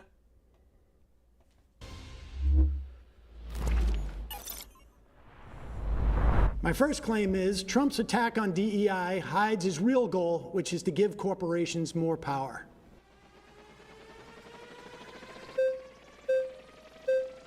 No, what's the... What? Hang on, so they have to race to the thing? What? What is this format? Whoever touches the chair first gets to debate. And they all 20 of them get to debate it, do they? Oops, sorry, Sam. No worries. I don't watch this shit. I think I have a slight issue with the back end of the premise. I guess Trump's attacks on... Given that fucking mustache, mate, I think you take it in the back end. And I can say that as a person who gives it in the back end. DEI being a real goal to, give corporations more power. I'd rather center the conversation around the democratic, especially as conservatives, the issues that people have with DEI and why I believe Trump would, want to support the issues that, people are voting for him for. I mean, I'm talking about... What the fuck was that? You're the first person to speak and that's what you say? Really? His whole attack on DEI. It's actually DEIA, right? You know that. Right. In government agencies. The A being for accessibility. Right. Yeah, and I think the attack on DEI isn't an attack on people's protections. It's on the other end of the spectrum. No, it is. It is exactly that. Right? Wanting to end DEI doesn't want to end protections for someone being disabled, someone being, inaccessible to get into a job. It rather wants to de-incentivize corporations to push them to hire these people on unfair bases, right? Okay, but DEIA is not about quotas or anything like that. It is about protections for people within these organizations, or to make sure that you have different communities that have the opportunity to apply to these things. Right. So it can mean, within government agencies, it means things like, let's pay interns so that not only wealthy people can have their kids do internships in these agencies. Right. Or let's sorry, are they all gay people? Is it 20 gay conservatives? Or have I missed something? Let's put out notices around different parts of town, metaphorically speaking, so that people know this job exists. Right. This is where it begins, but this isn't the ultimate goal that conservatives have an issue with. Conservatives don't have an issue with trying to spread job applications to poorer communities. Well, so then why rescind DEIA requirements in government agencies? Because the problem with DEIA is there may not be like perceived actual number quotas, but that's what it devolves into, and especially with corporations, Do you have the evidence of that? I mean, sure, we can look at... What's the flags? Why are they red flags? What? 2 of 20? I don't know what the flags are for. It might be a gay thing as well, I don't know. Corporations that are government agencies that are hiring people on not true proper bases. We can even look at. I mean, we can even look at. Would you the have DNC's, any evidence that that's happening? Yeah, even the DNC's nomination of Kamala as president this year. There was no reason to nominate Kamala as she wasn't democratically. What's that got to do with DEI? It was just that because she was on the ticket, she had access to that funding that had already been raised. Yeah. It's got nothing to do with DEI, you fucking idiot. You get flagged off. Red flag means vote him out. Oh, okay. So does it have to be the majority, or do all of them have to do it? Selected. She wasn't. She didn't go through a single primary. None of these things. So you're saying that Kamala was the vice president of the United States after the president drops out 2 months before the convention. You think that's a DEI? She wasn't higher. Every presidential nominee is democratically selected to be the nominee for that party, Do you realize except there were for not Kamala even Harris. primaries prior to 1972 well, in sure, the Democratic but Party? this isn't before 1972. Well, I understand, but what did you think you were going to run primaries in those 2 months? Well, sure. I mean, Joe Biden should have dropped out even 3 years ago, as far as I'm concerned. Well, sure, but even before, when Kamala was running in primaries, she didn't. She wasn't the next man up. None of this. She wasn't the next person. Well, she was the vice president, right? Of course, but she wasn't in primaries. Detail. But listen, so he needs 11 flags to get off. Might have wanted a different candidate as well, but that has nothing to do with Trump rescinding orders that basically say you need to search for a wide range of candidates, not necessarily give any different benefits, but you need to make sure different communities have access to the awareness of this job. You need in your office accessibility for people who have physical handicaps. Sure. If you have folks who identify as as trans, you need to make it at least hospitable and not. This is all non-discriminatory stuff. That's what this is all about. But you're cherry picking the portion. Oh, the gay guy didn't like that. The other gay guy. Of DEI that even conservatives don't have issues. Conservatives don't have issues with making workplaces. The whole DEI apparatus within our government was a function of doing exactly what I said. Had nothing to do with quotas. It is unfortunate that those things get taken out, and there might not have been specific what numerical else was he trying quotas. to take out? It's trying to take out people getting jobs that don't deserve those jobs. People getting pushed into positions they have no qualification. There is no evidence of what you just said happening in these government agencies. That's not true at all. I mean, we're not allowed to sit here and have notes and numbers to pull up for you. You can't. Yeah, you don't know shit. So you don't know shit. Just say, I don't know shit. Because that is precisely what you know. One example. You can't ask me to pull up numbers when I'm not, Come on, one more flag. Get rid of this fucking spot. There he is. Boom. Problems that conservatives. Sorry, you've been voted out. Please return to your seat. Thanks, Sam. Well, that was fucking shit. This better get better. That was rubbish. Why are they clapping? You voted him out. So does he not get to speak again then? Because he's still sat there. See ya. Okay, so I think the... Oh, hang on. They've said Operation Human Shield. Operation Human Shield. They've literally sent up the black guy, so Sam Seder can't say anything. Because if the black guy's against DEI, then Sam Seder would be a racist for being against. You know what I mean? Like, it's that. They found their black conservative. Here he is. Roots issue with DEI isn't what the previous gentleman was trying to point. Conservatives aren't necessarily have issues with those things like accessibility to people who might need help. The issue is, and I kind of referred to this before, when you have agencies and systems, what tends to happen when you have government overreach, big government, is that agencies and systems get abused. And I think unequivocally, DEI was heavily abused in practice. It was great in theory. What's that based it's on? Idealistic, which is sure is fine, that a lot of people can get behind, but it was abused in a lot of ways. When you have actors, like we're in California right now, when you have actors, white male actors who are being told, we do not want white men, we're not gonna cast any white men. Oh yeah, there are no white men in films anymore. Did you notice that? Did you see at the Olympics? You can't. At the Oscars, there were no white men. Not a single white man existed. We only want this particular kind of... And no, Cillian Murphy doesn't count. He's Irish. We are the original peoples of colour. Okay. Gender, race, right? That is an abuse of a system. It's no... And if you deny that, look at it this way. We, the Irish, were being abused by the British long before they even got to Africa. Just saying. Just saying. No longer fair, but more about just perpetuating one aspect of, visual compelling aspects. Because at the end of the day, what's going to happen is companies are going to say, well, we want to look the most diverse. Okay, well, and what that is it's moral grandstanding. It's saying because we have more black women, we sell better soda. Like that. I got you. That is not... Well, that's okay, so that's free markets, motherfucker. Yeah, they want to look good as opposed to looking bad. Crazy. It's getting a little far afield from what Trump's DEI orders are. But I can tell you, as somebody who was a sitcom actor in the 90s, I would walk into a room and everybody I would see would look like me. This is why sent you the Black Republican Key and Peele skit. I'm not playing the Key and Peele skit. Okay? God bless you, 255. No, not 255. Kieran H. Fandango. No. But thank you for the bits. But no. I was doing a second position, which doesn't even exist anymore, where you do 2 pilots a year. And I was looking around basically every part of television when I was a kid. I was centered in some fashion. It was either this is about my mother, or this is about my father, or someone like me was centered. So, we can argue as to whether or not Hollywood is overcorrected in some fashion. But on a governmental level, the DE... They made that one Black Panther movie, and so now it's all black people. DEIA directives that agencies were following for the past 4 years.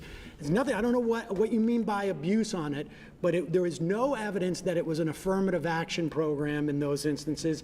It was about anti-discrimination. You cannot discriminate against these people, and you want to open up opportunities for a broad swath of people. Again, the internship is like one of the most material things that exist there, where the idea that you need to pay interns. And that's important because you want low-income people to have the same sort of like opportunities to see these... No, Sam. Conservatives don't want that, obviously. Things as wealthy otherwise people. They wouldn't support the things they support. My kids can maybe afford to do an internship for the summer instead of going to get a job.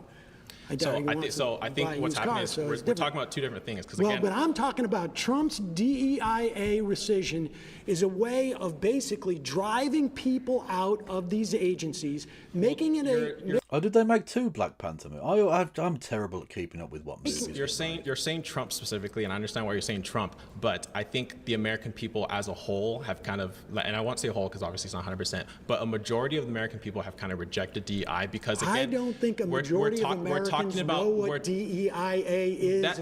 The majority of people in that room don't understand what DEI is. That may be the case, but again, my point is we're talking about abuse of a system. What you're talking about is not necessarily what was happening. What people were seeing were, hey, because you're white, you can't do this.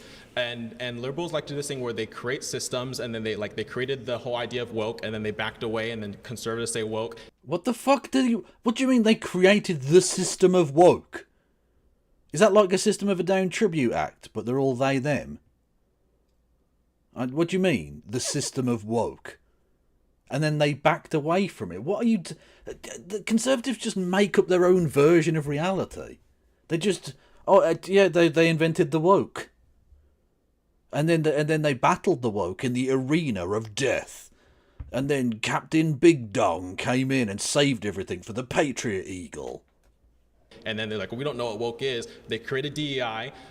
Biden literally said Kamala Harris is being chosen because she is a black woman. And then all of a sudden, Democrats for the rest after that said that's not why she was chosen, even though Biden literally said that. And then we have this this cognitive dissonance as if we're not living in reality. Biden wanted to make sure that there was that there was an opportunity for a black woman to be his vice president. Without a doubt. So why did Democrats move away from that and say no, it wasn't because she was a black woman? I don't know my point is it's not because she's a black woman. But that's what they said. I can agree that it's not because she's a black woman, but that's what they said. Why did they say that then? No, because there are plenty of black women, right? Like, he could have picked anybody, but he picked specifically her. You're positing the idea that there wasn't a black woman who would have been qualified for that position. No, and I don't believe that. No, that's not what conservatives aren't saying, that there aren't, because again, they are. They literally are, and they're now using the phrase DEI to mean the N-word. Just like they used CRT before that. Yeah, that's what they do. They found a new way of belittling all black people. Even in the Republican Party right now, and in Trump's cabinet, there are people of color that Democrats pretend don't. Well, there aren't many people of color exist, like J.D. Vance's wife, and there's whoa. Yeah, J.D. Vance is not. J.D. Vance's wife is not in the cabinet. J.D. Vance, as vice president, is barely in the cabinet. Look, he has no real function in the cabinet. He sits there until President Trump gets his brains blown out, or maybe 25th Amendmented, and then he steps up. Until then, he's just a fucking spare cock at the wedding, right? He does nothing. His wife definitely isn't in the cabinet. What the fuck is wrong with you? You couldn't think of any of the people of colour in his cabinet. Vance's wife is not in the cabinet. No, but if J.D. Vance was a Democrat, his wife would be lauded all over everything. I love that conservatives are so stupid. The fact that he just said the dumbest shit imaginable, he just made up that his wife was in the cabinet, didn't get a single flag to be raised. It was 4 out of 20, and it's still 4 out of 20. By the way, 420, blaze it. Yeah. It didn't get a single person. Not one of them went, this guy's too dumb, and raised the flag. Because they're all that fucking stupid. Yeah, I'm not. Listen. I'm not here to defend the Democrats' choice on every policy, but there is one party in this country that is identitarian. There is one party that is represented and it is homogenous, and it is the Republican Party. 85% of Republicans are white. That's just the reality of it. So does that Some mean people that? don't necessarily have a problem with that. But here's the thing. You said even if let's just say, okay, that's true. 80% of Republicans are white. Does that mean that they're less moral? That they can't? No, oh Jesus Christ! What are you talking about? He's saying it's identitarian. It is a white party for white people. He's not saying they're less moral because they're white. They are less moral because they're Republican. But he's pointing out that they are the identitarians. And the fact that you can't get that very, very simple piece of fucking logic tells me why you are a Republican. It's not a question of they moral, can't run an effective it's just government. that the idea What does that, race listen, have to do? What they does don't race have to do? say. Hold on. What does Donald race? Trump didn't have to what say. Does race my have vice to president is do? going to be a white male. No. What because does, they all knew it was going to No, be. this is the premise of DEI. What does race have to do with running an effective government? What does race have to do? Well, as they aren't running an effective government, it's rather a moot question, I think. Let's say DEI on the micro level. I will tell you right now. DEI on the micro level at McDonald's. I'll tell you. Am I you. going to Ask me a get better question. nuggets? Listen, I'll ask you a question. If the cashier is black or white, what does that have to do with anything? I'll tell you what it is. First of all, DEIA means that if you come into this agency or corporation, you're not going to be discriminated against because you don't look like everybody else, or you don't have the same physical abilities as everybody else, or you may require handles on the bathroom or whatever it is. That's what DEIA does. But does it make a government better if there's a broad representation of the people it's supposed to govern? Without a doubt. Without a doubt. Correct me if I'm wrong, and you guys can correct me if I'm wrong. Regardless of DEI, don't we already have things in our Constitution that protect people's rights, protects people? No. We don't? No. Do we or do we not? No, we do not. No, the Equal Rights Amendment was killed by the states. Tell me what protects people from discrimination in housing and in work and hiring or getting loans. It's all statutes. It's all statutes. And in these government agencies, there was nothing. And again, so he said two demonstrably dumb things that aren't true, none of which has led to him getting a single flag.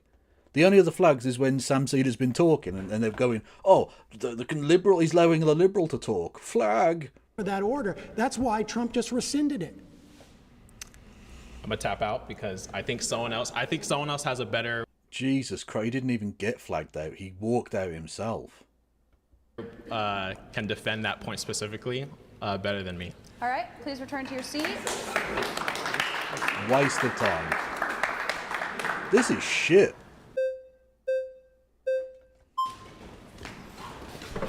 Hi. Hi. How are you? Good. How you doing? Okay. When it comes to DEI, all of these men gay. Look. I'm not saying that's wrong. As a person who had his penis sucked off by a man yesterday. Technically, was it after midnight? I think it was just before midnight. Yesterday. I'm not saying that's a problem. I'm not saying that's a problem at all. I'm just asking the question: are all of the men here homosexuals? Because so far it's been very, very gay. It's pretty gay. It's pretty gay.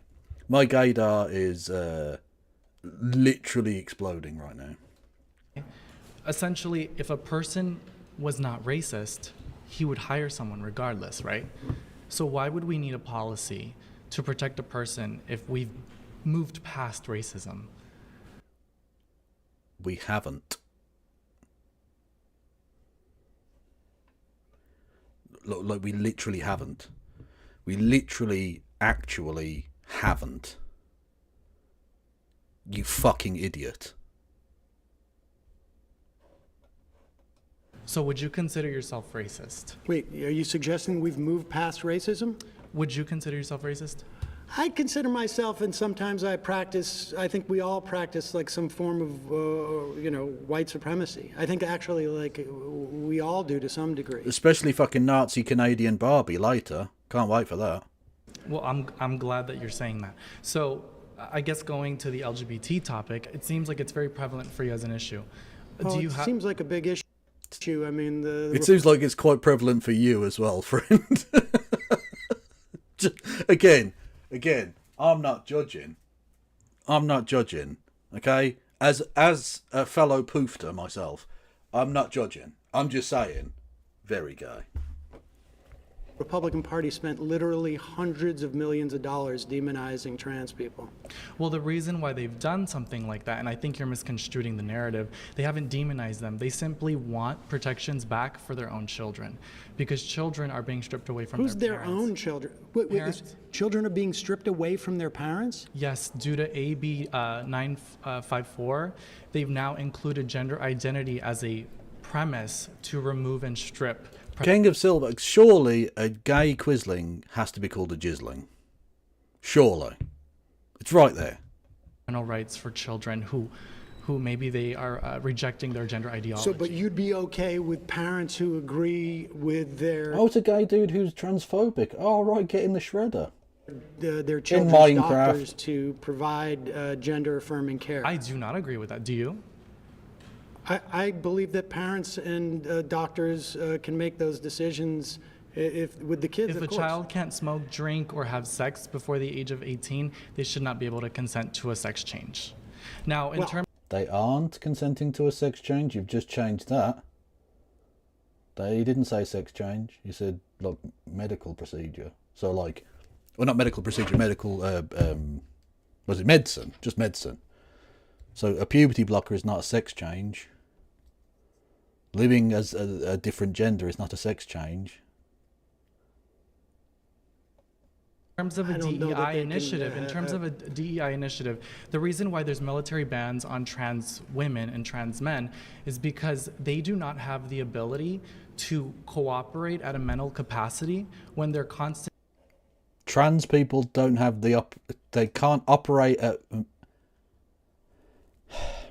Considering the level of stupidity you have so far engaged in, you are evidence that cis people cannot possibly operate at a right level either. So we need to get rid of the US Army. Literally. Constantly undergoing hormone treatment, as well as depression pills, as well as different mood stabilizer pills. And so when you go out to combat, do you really what we need is soldiers just with undiagnosed mental illnesses like we have now. think you're going to bring an ice cooler pack with your whether that be hormone, estrogen, or whatever it may be, while you're about to shoot someone of the opposing war? Well, the executive orders that Trump gave were DEIA orders that had to do with agencies that have nothing to do with the military. Yes, they do. Yes, they absolutely do. The FDA, they just revoked the ability of the Air Force to teach Air Force members about the Tuskegee Airmen. Well, what are we talking about here? Okay, well, honestly, like they're rewriting history. Well, that's your perspective, right? But at the end No, of the no, it's not a perspective. It's literally true. day, if a person... Tuskegee Airmen, we can all agree, existed, right? Just listen to this. If you were racist, right, and you were an employer, and if you wanted to... He's honestly, it's just fucking porridge brain, man. It's just nothing. There's nothing going on there. He came in with he was going about, are you racist? And then started talking about LGBT stuff, and then there was a trans bit, and then Sam came in with like the actual truth, and now he's moving on to something completely different. Like, it's just, I don't even know what this person's trying to say. To absolutely be racist and exercise that, you would. I think DEI sort of prevents people from seeing the reality. If a person truly wanted to hire you based on your intellect, based on your skill set, they would. DEI essentially provides tax cuts for the end of the year. When you create your tax returns, they give you a tax credit for hiring someone who is black or a person of color. I don't know if you knew that. In these agencies? In agencies and private In government businesses. agencies, they don't get tax cuts for hiring people of color. And the other thing I wanted to protect. Yeah, I mean, unless America is very different to the UK, those agencies don't pay tax. They're funded by tax. Like, the individual employees, I should say, have to pay tax on their wages, of course. But the Department of Health isn't paying tax. It's a government department. That must be the case in America too, right? Because that would be a ridiculous extra layer of bureaucracy that isn't fucking necessary. Can Americans back me up on this? Surely they don't get government departments to pay tax back into the system so that they then, like, because that's just a never-ending loop of bureaucracy at that point, surely.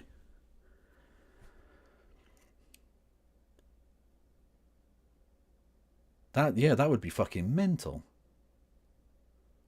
He's an idiot. No one gets tax cuts for that, so the corps don't get sued to oblivion. Yeah, they don't. They don't pay tax. Yeah, of course they fucking don't. protect the other people thing from discrimination. The other thing I want to kind of state here is that I've realized that a lot of the times with the liberals is that you guys push for example, for DEI and people of Latino or Hispanic descent. And a lot of the times what you don't realize is you're actually doing more harm than good by putting them in positions where you make them believe that it's based on the color of their skin. It's based on... DEIA does not is not. It's based on merit. DEI emphasizes color, skin color, No, physical it attributes. says that the people who work in your agency, it's about anti-discrimination. Discrimination against what? Against people who may have different cultural mores, may have different. But that's irrelevant to a job, right? It should be based on merit.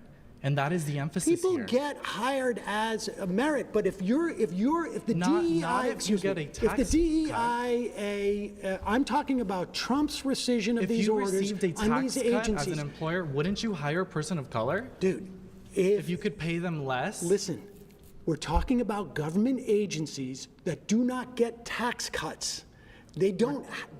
Government agencies. They don't. No, Yes, they do. They absolutely do. I'm talking about every private and public sector gets tax cuts when you hire a person of color. Government agencies don't pay taxes. Government agencies operate on, are funded by the government. That is not true. That is. Oh, oh, I'm gonna have a fucking aneurysm. Oh. Oh, this is fucking painful. Again, you can't argue with a conservative. You just can't. It's fucking pointless. Because how do you do? Look, literally, he's just said they don't pay taxes. No, they do. I've decided they do. I've decided. In my opinion, they pay taxes. End of.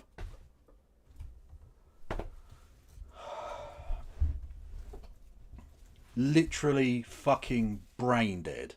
Actually fucking brain dead. This is one of the reasons I stopped doing a lot of these debates. It's pointless. It's fucking pointless. Because you're not going to get anywhere with them. You're not really talking about anything. They will never change their opinion on anything. They're not interested. They're not interested in learning. They did all their learning up to the age of 10 and then they fucking stopped. Couldn't give a shit now. God, where do they dredge fucking garbage bags like this up from? Seriously. It's not true. And you know what? I think the whole juxtapose of this. See, and that's what Sam's thinking now. Like, why am I wasting my time? I could be spending time with my kids.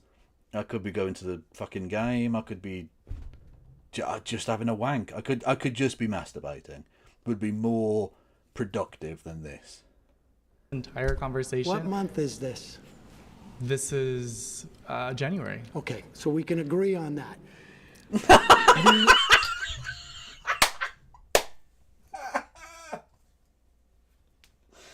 Oh, that's sexy.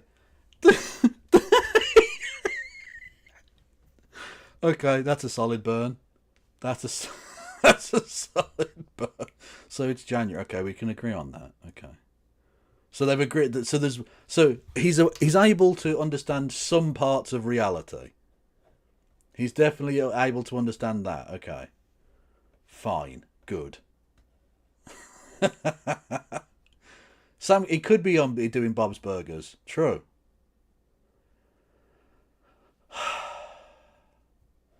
Unbelievable.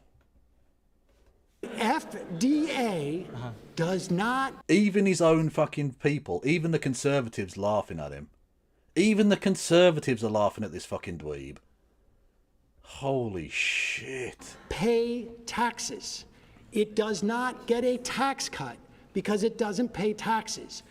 DEIA forces them as an agency to say if you have a job opening, you must do your best efforts to make sure that every I like that. part I love of me a society. buzzword. You must do your best effort. I love that buzzword. Okay. The word must is a buzzword? The word must. is a buzzword. Fucking Christ almighty. Oh, I can't wait for him to speak again. Okay, pause. Because you feel like you have to, you're pressured to. Yes. You shouldn't be pressured to hire someone based on skin color. No, not to hire someone on skin color, but put up notice about that the job exists. Make sure that you put it in different communities so that you... Why are they still talking? Isn't he supposed to fuck off now? ...have as wide an application pool as possible. And therefore you get All tax right. cuts. All right, return to your seat. No, government departments don't pay tax. You can't reduce zero. The year when you file taxes, you get a tax cut for hiring someone who speaks a different language or a different skin color. I don't know how to respond to that.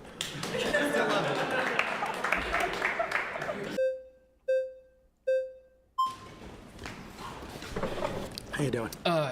So I want a little bit more clarification, because I don't even know if we got it yet, on which part benefits corporations, like from your perspective. So agencies, the U.S. government agencies, the vast majority of them, what they function to do is inhibit corporations from essentially externalizing their costs onto society. Sure. So the example would be, I used it before, but it's a good one. I'm making Teflon, C8, for instance, okay? And C8 is supposed to be burned because instead of deposited, because it's a forever chemical. And I can go out and instead of burning it, it's too expensive to burn it, I'm gonna dump it into a river. And the EPA comes in and says, you can't do that, we're gonna fine you. You're not allowed to do this. But what the company is doing when they do that is they're gonna take the profits that come with lowering their costs by dumping it into the river, and those costs are then borne by everybody who lives around that river. They're gonna get cancer, they're gonna get gastrointestinal problems, whatever it is. And society bears the cost of that. Can you connect the dots for me, though? Because it sounds like we're talking about something completely different. No. And so the DEIA stuff is just the beginning of demoralizing these agencies and trying to wreck them from the inside. It's all part of Russell Votes thing, the OMB, the whole Schedule F, where they get rid of civil servants and they demoralize people and they don't want them to be able to function. So then would you agree, if this is about demoralizing, I mean, over 75 million people voted for Trump, right? He won the popular vote. Do you not think that in part, you even said yourself that Americans don't really know what DEIA is, according to your definition of it? Well, the government's definition of it. Okay, well, I would argue that the average American is demoralized by what they've seen, the way that the government goes about their DEI policies and the military and other organizations, not just the military. Please return to your seat. Okay. Hey, before we go any further, we want to take a moment to say thanks so much to Straight Arrow News for powering the... Yeah, literally suck my dick. Well, so far, so bad, because that was fucking atrocious. Do all 20 of them get to speak at some point? Because, 4 people spoke then? And they were all very, very dumb. And to Straight Arrow News for partnering with us on this episode. Now let's get into it.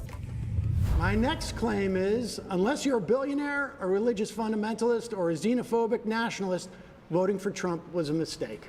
But the thing is, whilst none of those 20 people are billionaires, I would imagine, almost all of them will be either religious fundamentalists or at the very least xenophobic nationalists.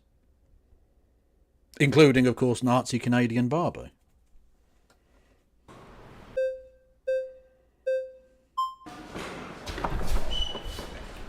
Okay, so let's tackle one aspect, religious fundamentalists. What benefit would religious fundamentalists get? And also, can you define what is a religious fundamentalist? Well, allowing the Greater Israel Project to take over the entirety of the Middle East and bring about Armageddon is a thing that religious extremists want. It's what fundamentalist evangelicals want. And he's doing that. So, there's that. Yeah. Maybe you could say more of a Christian nationalist. Okay. In this instance, but things like yeah, it's not it's not going to be good for you if you're trying to start American ISIS. He's not. Yeah, it's Christian fundamentalism. The attacks on trans folks, the attacks on a woman's right to choose, the idea that we're going to get stuff whole like show, even more enhanced on RIFRA, comedy. which is going to mean that if you're a pharmacist and you don't want to provide birth control, you may not have to. Oh no, there's a different one, Sean. If you believe that public education, we should take that money and pour it into religious schools, you're gonna get a benefit out of a Trump administration. Yeah, but don't you think you're assuming that the vast majority of Americans who are moderates? Like, what do you think you're gonna get out of the Trump administration? Economic relief. That was what kind of economic relief? They're going to cut Social Security. You're going to have to pay for your parents. They're going to cut. Really? Because I know this was filmed back in January, but your head shaking is already wrong. When they go after the agencies like they're going after, right? This is outlined in Project 2025. Russ Vought, who's going to be the OMB head, he was the OMB head the first time around. He wrote all the book on this stuff. Okay, well, you bring up Project 2025. When you cut agencies and go after them, and you fire all the inspector generals so that they're not being able to make sure. Oh, see, Sam, you've let yourself down. It's inspectors general. You've pluralized the wrong word there. That the agencies are working. Who do you think profits from that? It's corporations. They're going to go after agencies that make sure your food is not full of botulism, that your air is not full of mercury, that your water is not full of C8. This is what they're going to do. Agencies exist to curb corporations from externalizing their costs and privatizing their profits. So it may be cheaper for a company to dump their chemicals into a river than it is for them to dispose of it in a safe way. And so they get the profits from that. The only time they put their flags up is when Sam's speaking. So basically, you're allowing the liberal guy to speak. Just talk over him, shout over him, even if you're saying things that are demonstrably incorrect.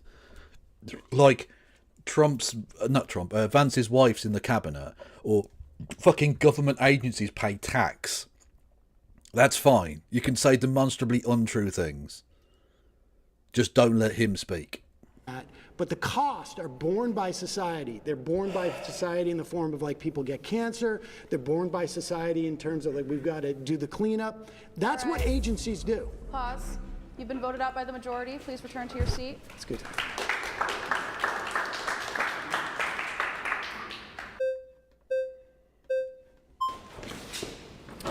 Hey. It's nice to meet you. Nice to meet you. Okay, so I would like to touch on the religious fundamentalist aspect. Yeah. Are you an atheist? I'm a Reformed Jew. I don't have a strong belief in the existence of God, but I don't think that religion in and of itself is bad. Okay, so what's wrong with religious fundamentalists? So, like, you said trans rights and women's rights or something like that. Well, the problem What's wrong with religious fundamentalists? Well, I mean, firstly, some of the things they believe are despicable, and the fact that they want to politically force that on everybody else. And you can discuss from there, you know? I have with religious fundamentalists, and really more, I guess, it's really theocrats, is that they want to impose their morality that comes from their religion on the rest of us, and I don't. But morality, from your view, is going to be a preference, right?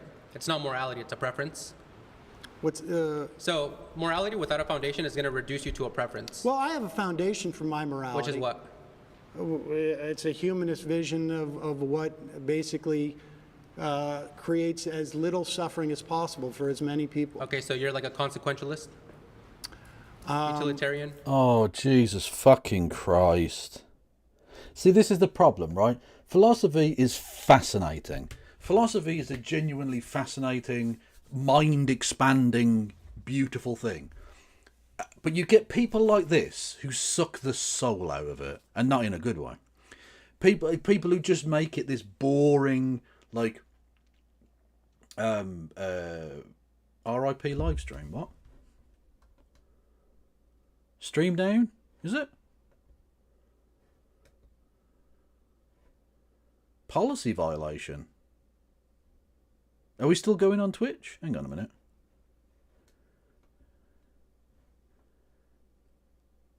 Stream suspended for policy violations. What did I say that was a policy violation?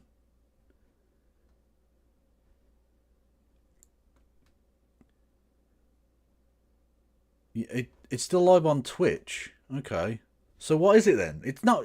Surely they're not copyright cucking me for this, are they? Surely not. It's literally on fucking... It's on YouTube. Hang on. If we take this off, let's just put anything else on. Let's just put Twitch on, right? We'll just leave Twitch on whatever. That's James from the internet. Fuck it. We'll watch James from the internet for a second. So do be careful with who you listen to and what they have to say.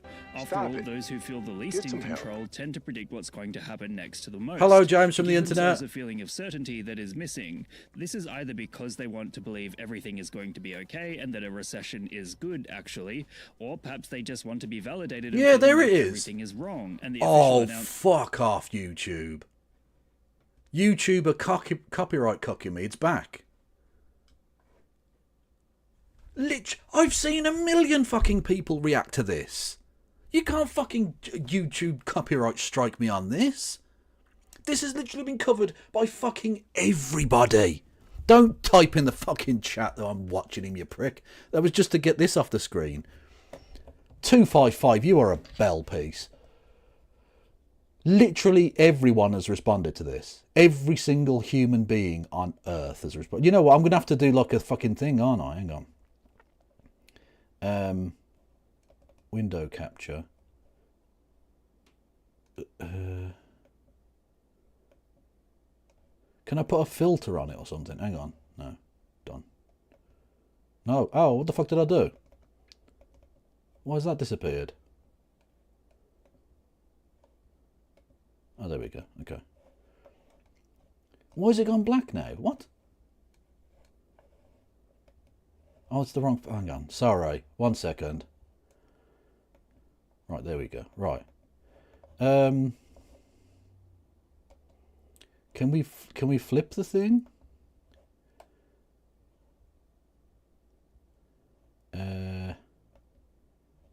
Should we watch it upside down?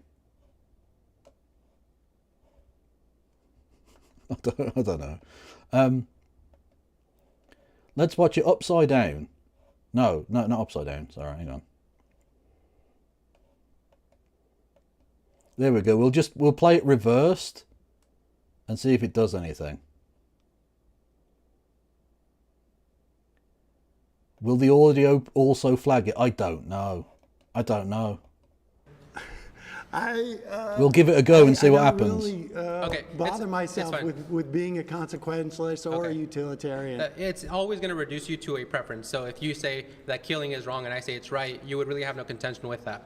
Well, no, I don't base my understanding of civil society on religion.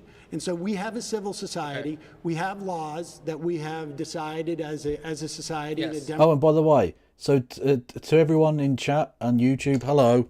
If this goes down again because of copyright, I'll just have to cut the YouTube stream off. Okay? And so I'll end the YouTube stream. I'll like spam my Twitch link in the thing and then just do it on Twitch. Because I'm not fucking around with it. It's so silly. Democratic way, and for some people it's okay for it to be informed by their religion. That's okay. Okay, perfect. So if tomorrow society comes together and we say, hey, trans folks don't deserve rights, you would be okay with that? No, I would. No, obviously not. What the fuck are you talking about? I would be against it, but I mean it would be... It would be morally right under your view. Not morally right. No. I'm not talking about morals here. Okay, so here's where I'm getting to, right? Religious foundations provide an ethical framework for one to live their life off I of. believe you can... This is just silly religious nonsense. This is like some Kent Hovind shit. Like, if you need a god to tell you not to murder people, that's a fucking significant self-report on your part. I don't kill people because I don't want myself to be killed. Ethical reciprocity is a very simple rule. I don't think it's good to kill people. It doesn't serve a positive societal function to kill people.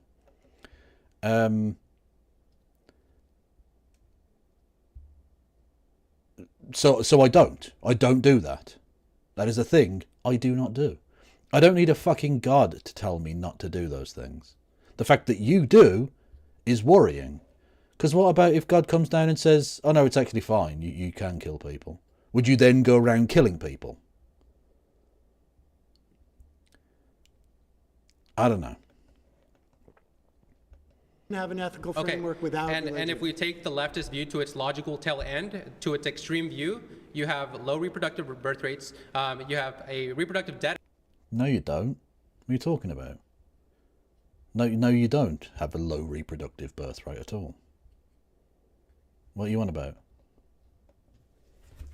And so two men together can't reproduce unless they have to take from a healthy straight couple. Religion provides this foundation where you do prioritize the nuclear family. So do you have a problem with gay people being married? It's not that I have a problem. I just don't see a justification for why they ought to be gay outside of it just feels good. Okay, so what? Yeah, literally, so what? Let's say that's true. Let's say there's no other reason to be gay other than it feels good. Okay. So what? Why is that a reason not to be gay? Why is that a reason to ban gay people from being married? This is an ethical situation, which I'm going to refer to as the right to sodomy. I don't give a fuck if you think there's only one reason to be gay, and that's to bomb people and come in a man. So what? If two gay people, or indeed more than two gay people, decide they want to do some gay action, yep, that's fine. That's absolutely fine. They are adults. They can do that. Moving on. Can you give me another justification for it? Well, I think maybe that's the way they were born. Okay, what about pedophiles? Are they born that way? They may be, yeah. Okay, so should we let a pedophile off the hook since...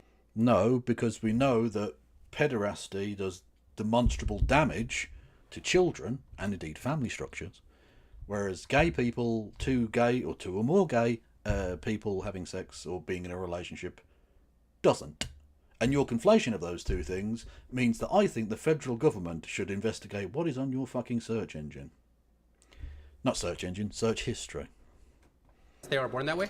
No, I think we as a society has decided... Should implement duties to prevent them from acting on that innate urge, correct? Well, I think between consenting Does adults... he literally think the thin end of the wedge argument's going to get him anywhere here? Has he... This is the problem I have with conservatives. They talk like they've never heard an opposing... Stop it. Get some help. An opposing argument to their point. Do you know what I mean? Like, I know the answer to the question he's just posed, or the point he's just posed, but he doesn't seem to know that. Which means he's either... What on earth?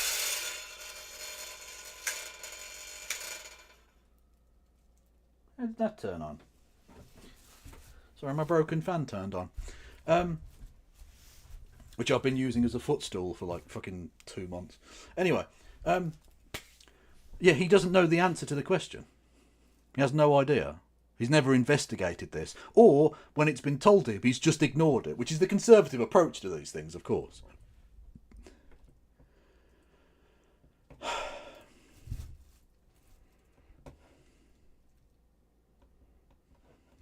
A different thing than... Okay, so you're okay with a 45-year-old dad with a 19-year-old daughter as well? Incest. What? No. If they consent, you're okay with that? No, I think society... There's a reason why that's not okay. And the fact that conservatives laughed at that is pretty grim. Because we know that the progeny of those people is not viable. So... It's also determined that it's not beneficial. Right, there's duties and obligations that we have. So religion provides those duties. Life isn't about freedom and exercising what you want. I mean, well, you want to impose your religious doctrine on me, and I don't want that. You just admitted we need duties. We have responsibility as a society. No, 255, I don't think you're quite right in some respects. 25 asks, is it arrogant of me to say that I think people would stop being conservative if they could really understand other arguments? Not necessarily, because it's not a matter of being able to understand for some of them. For some of them it is, like we saw with that the very gay lad. who, when Sam Seder said they don't pay taxes, he just went, yes, they do. Or, no, that's not true. Right? He literally just blanked it out. So it's not even a matter of him understanding or not understanding. He doesn't want to know. Right? Whereas for some of them, they can understand, or should I say, he's not capable of understanding and he doesn't want to know. I suppose he fits into both categories. But for a lot of them, it's not about, or for some of them anyway, it's not about not understanding it. It's that they don't have any interest in finding out. It's an incuriosity. And they have an absolute incuriosity about a number of really big issues. The things that are very core to them. Like, they're happy to open up to certain information to things that aren't very close to them emotionally. So, like, peripheral issues that they don't care that much about. Whereas things that matter a lot to them, like, I don't know, so for some people it'd be gay marriage or whatever, they will never ever listen to that argument. It doesn't matter how good an argument you make. It's literally just they will never listen to it. They are incapable of allowing themselves to do that because it would hurt too much. They're fundamentally scared of change and things being different. So they will never open themselves up to that because they're emotionally, pathetically stunted creatures. This is what I mean. It's not just that they psychologically get to the age of 10, 12, 14, whatever, and stop developing. It's emotionally they get to that age and stop developing and refuse to ever fucking change. Trust me, I know. I suffer a little bit of that myself. Not that I'm a conservative, just that I was raised as a white man in a white man society. It's a lot easier to stick your head in the sand and pretend like change isn't happening. It's a lot easier. It's a lot less painful to just pretend that a different reality exists, which is fundamentally the position you have to hold to be a conservative. To keep us functioning, to keep us thriving.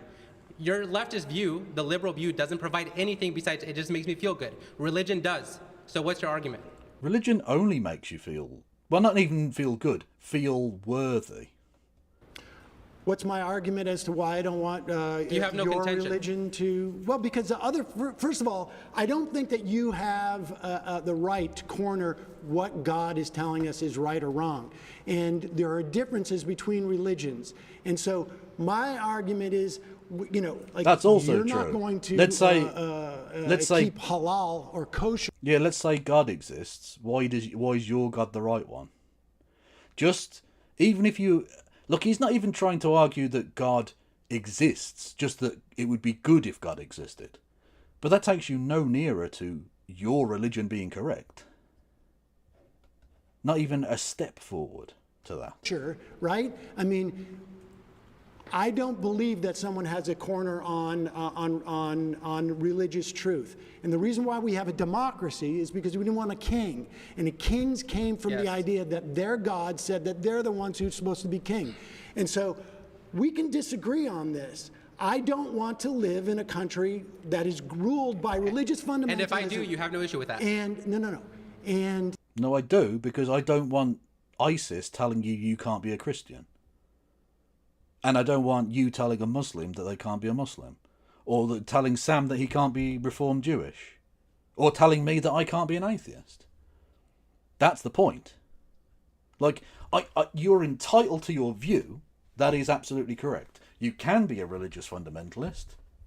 And I have no wish to legally stop you from being so. But what I will do is stop you from enforcing your religious beliefs on everybody else. And stop them from enforcing their beliefs on you. That's the beautiful thing. The beautiful thing about religious pluralism, my friend, is it protects everybody from everybody else. This is why I say, under Trump, yes, you have won. Yes. You have a Only bunch male of Christian. and female. You're right. You have a Christian One. nationalist, Yes, and which is necessary. And so I concede the point that Honestly, if this man got cancer, I think the world would be better.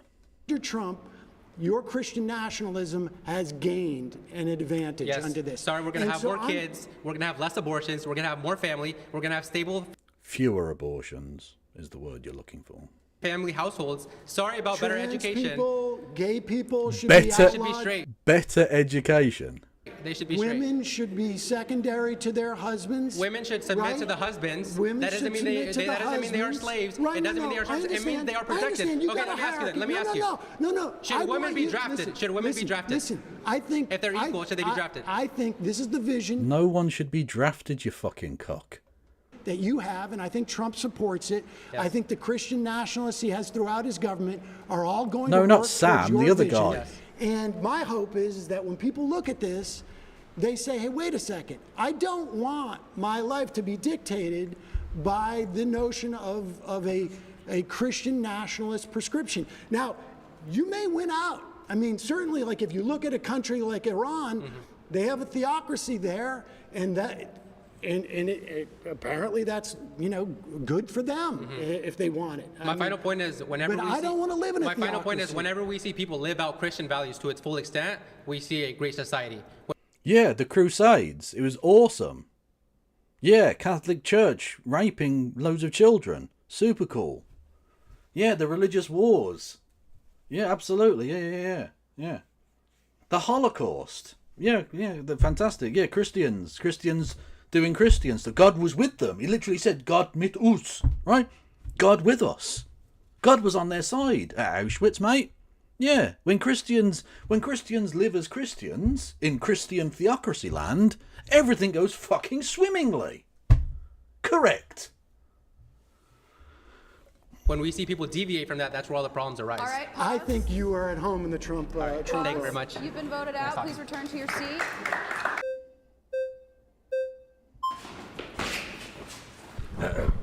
Sorry, guys. I think I have an issue with Are they only letting the gays speak today? It's just the gay lads are having a talk? the implications of the prompt. I mean, of course, I'll stick on the religious fundamentalism. I think it's unfair to view Christianity separated from the ideology that Christianity informs, right? You have an ideology that you vote upon because you view it to be the truth that benefits everyone.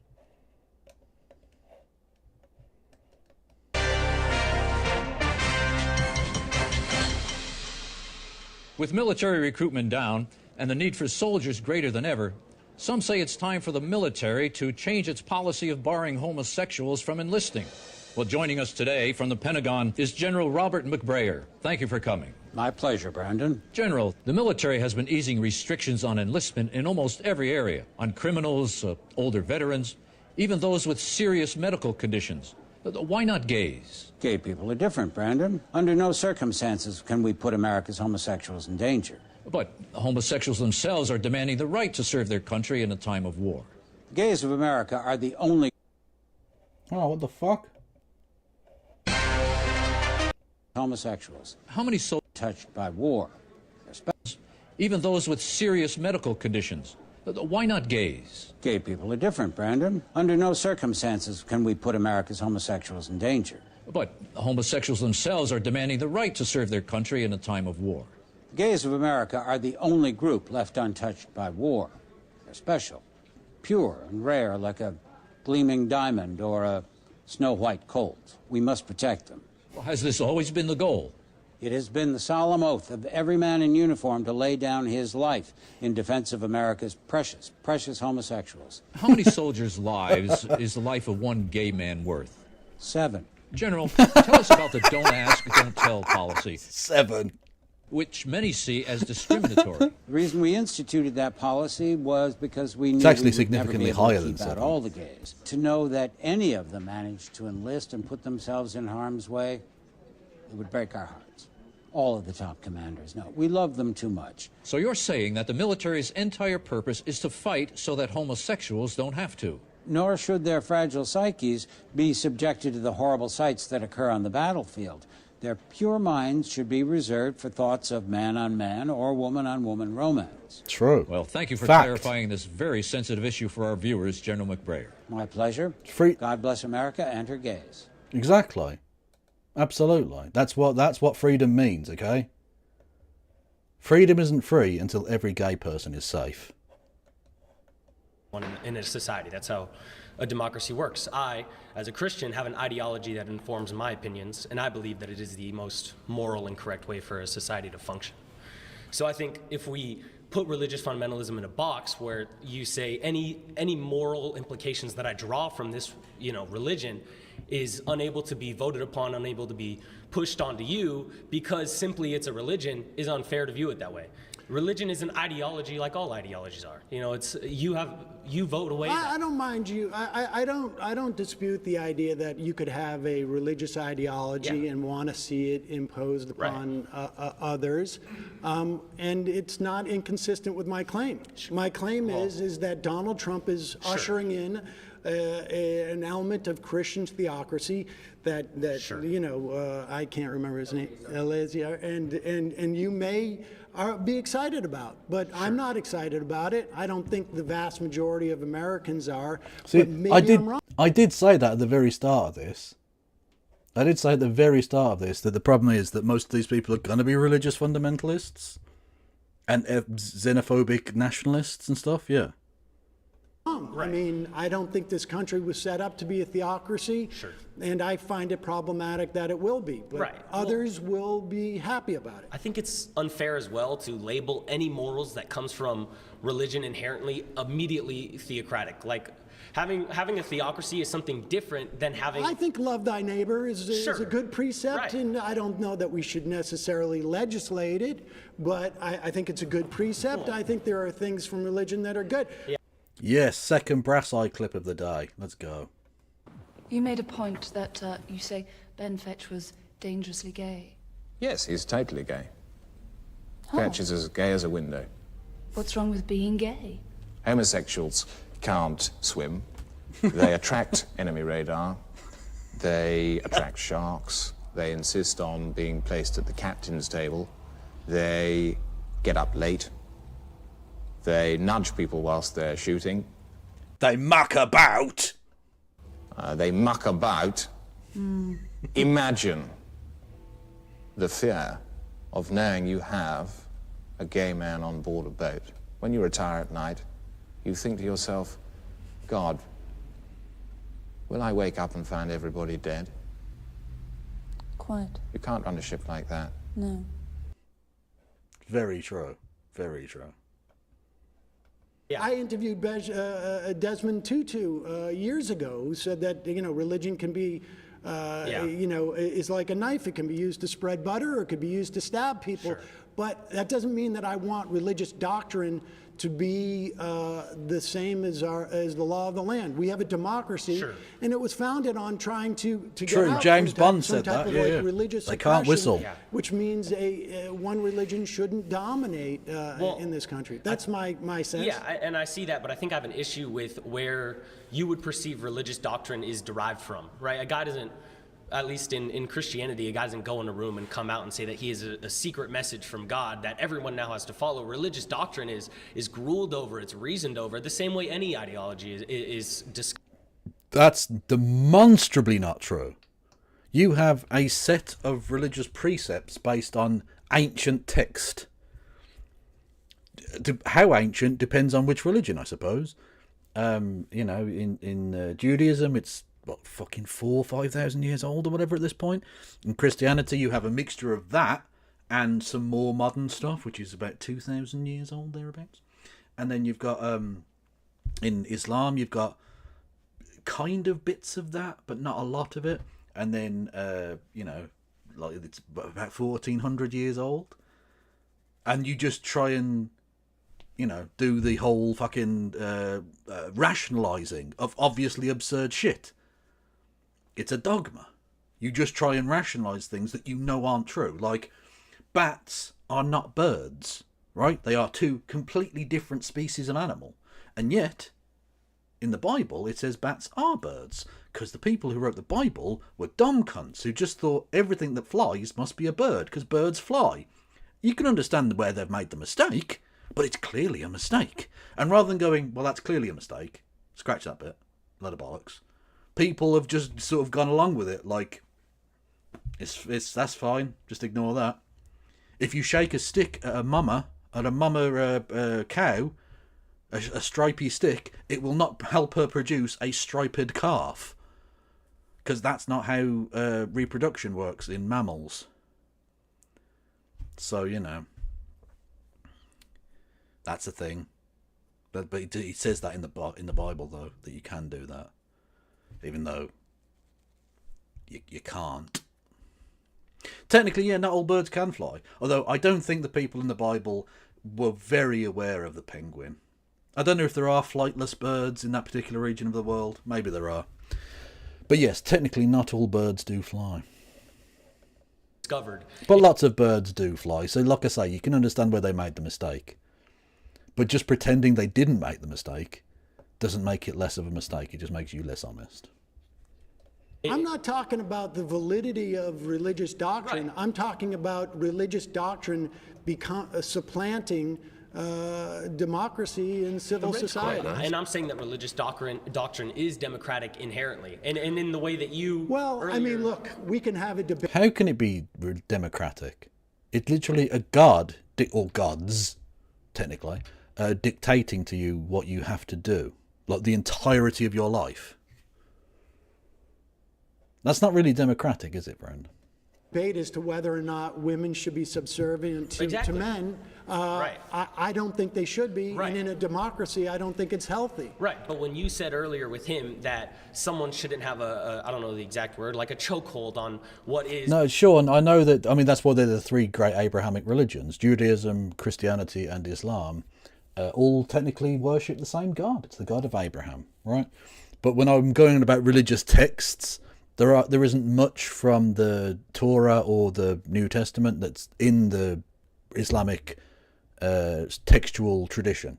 Now that doesn't mean that some of the characters don't appear, like Jesus is a character in the Quran, and indeed Abraham is, because again it's the God of Abraham. But they don't take on a lot of the other stories from the actual texts, but they are the same. Yeah, their roots are the same thing. Which I love telling to both to Christians, to Jews, and to Muslims that they believe the same God, because none of them seem to realise that they believe the same fucking God. So yeah, chickens. They shouldn't. Well, chickens kind of do a kind of weird little flighty bit. It's not. It's more of a jump and a flap, but they might have counted that as flying. The Arabian ostrich can't fly. Well, there you go. Okay, there you go. So they should have known better. Maybe they just thought it was like a two-legged horse. I don't know. Is, religious truth and what isn't religious truth. That's not how religious truth itself works, and that's not how religious truth is brought to the political table. Well, no, technically turkeys aren't from Turkey. That's what we call them. Aren't they from South America, the turkey? Originally, wasn't it from like Peru and Chile and that part of the world?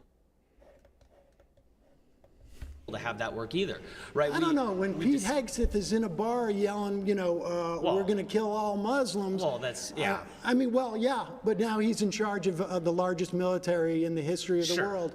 I think, and he's informed by his Christian nationalism. I think that's a problem. Right. Well, but we can disagree on that. Yeah, we don't take. Pause. You've been voted out by the majority. Thanks, Sam. Return to your seat.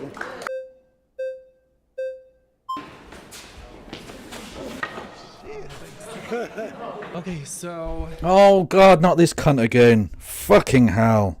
Eleazar mentioned his views on gay marriage, and I saw that you believe that essentially conservatives don't believe that gay marriage should be allowed. I want to ask everybody in this room, is there any law or legislation that Donald Trump has passed to prohibit same-sex marriage in the last 4 years? Okay. Well, not in the last 4 years, because he wasn't president for the last 4 fucking years. Is there anyone in here who would potentially oppose two people kissing in public that are of the same sex? You could raise your hand if you want. Yes, in public. Kissing in public. Yeah, so there's a few. No law against it, just your own opinion. Okay, so these are all people's opinions, right? The same way you have your opinions about Christians is the same way these people are allowed. No, I don't have a problem with Christians. Well, you do not believe that theology should be at its We should not have a theocracy. Correct. And so right. So okay, my dude, you are too stupid to exist. You are literally too stupid. Oh, we gone down again on YouTube. due to policy violations. Okay. Okay, we're down on YouTube again, so I'm going to have to just drop the YouTube, I think. Fuck's sake.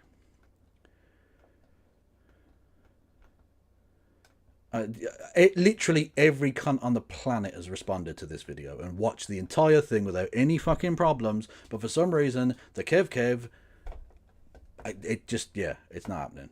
It doesn't want me to do it. So, you know what? Fuck it. Fuck you then. You know what? We're going back. We're going to reset the transform. Pricks. Yeah. Suck my dick. Right. Everyone, if you're still, if you can hear me on the YouTube, I don't think you can. Go over to the Twitch. I'm about to shut down the YouTube stream in just a second. If you'll give me a moment, I just need to resize that. Giggity. Yes. Don't forget, everyone, if you're enjoying the stream, you can give me money in the form of bits and subs and super chats and all of that malarkey. Did I say bits? I think I did. Anyway, okay, we'll turn off the YouTube in 3, 2, 1. There you go.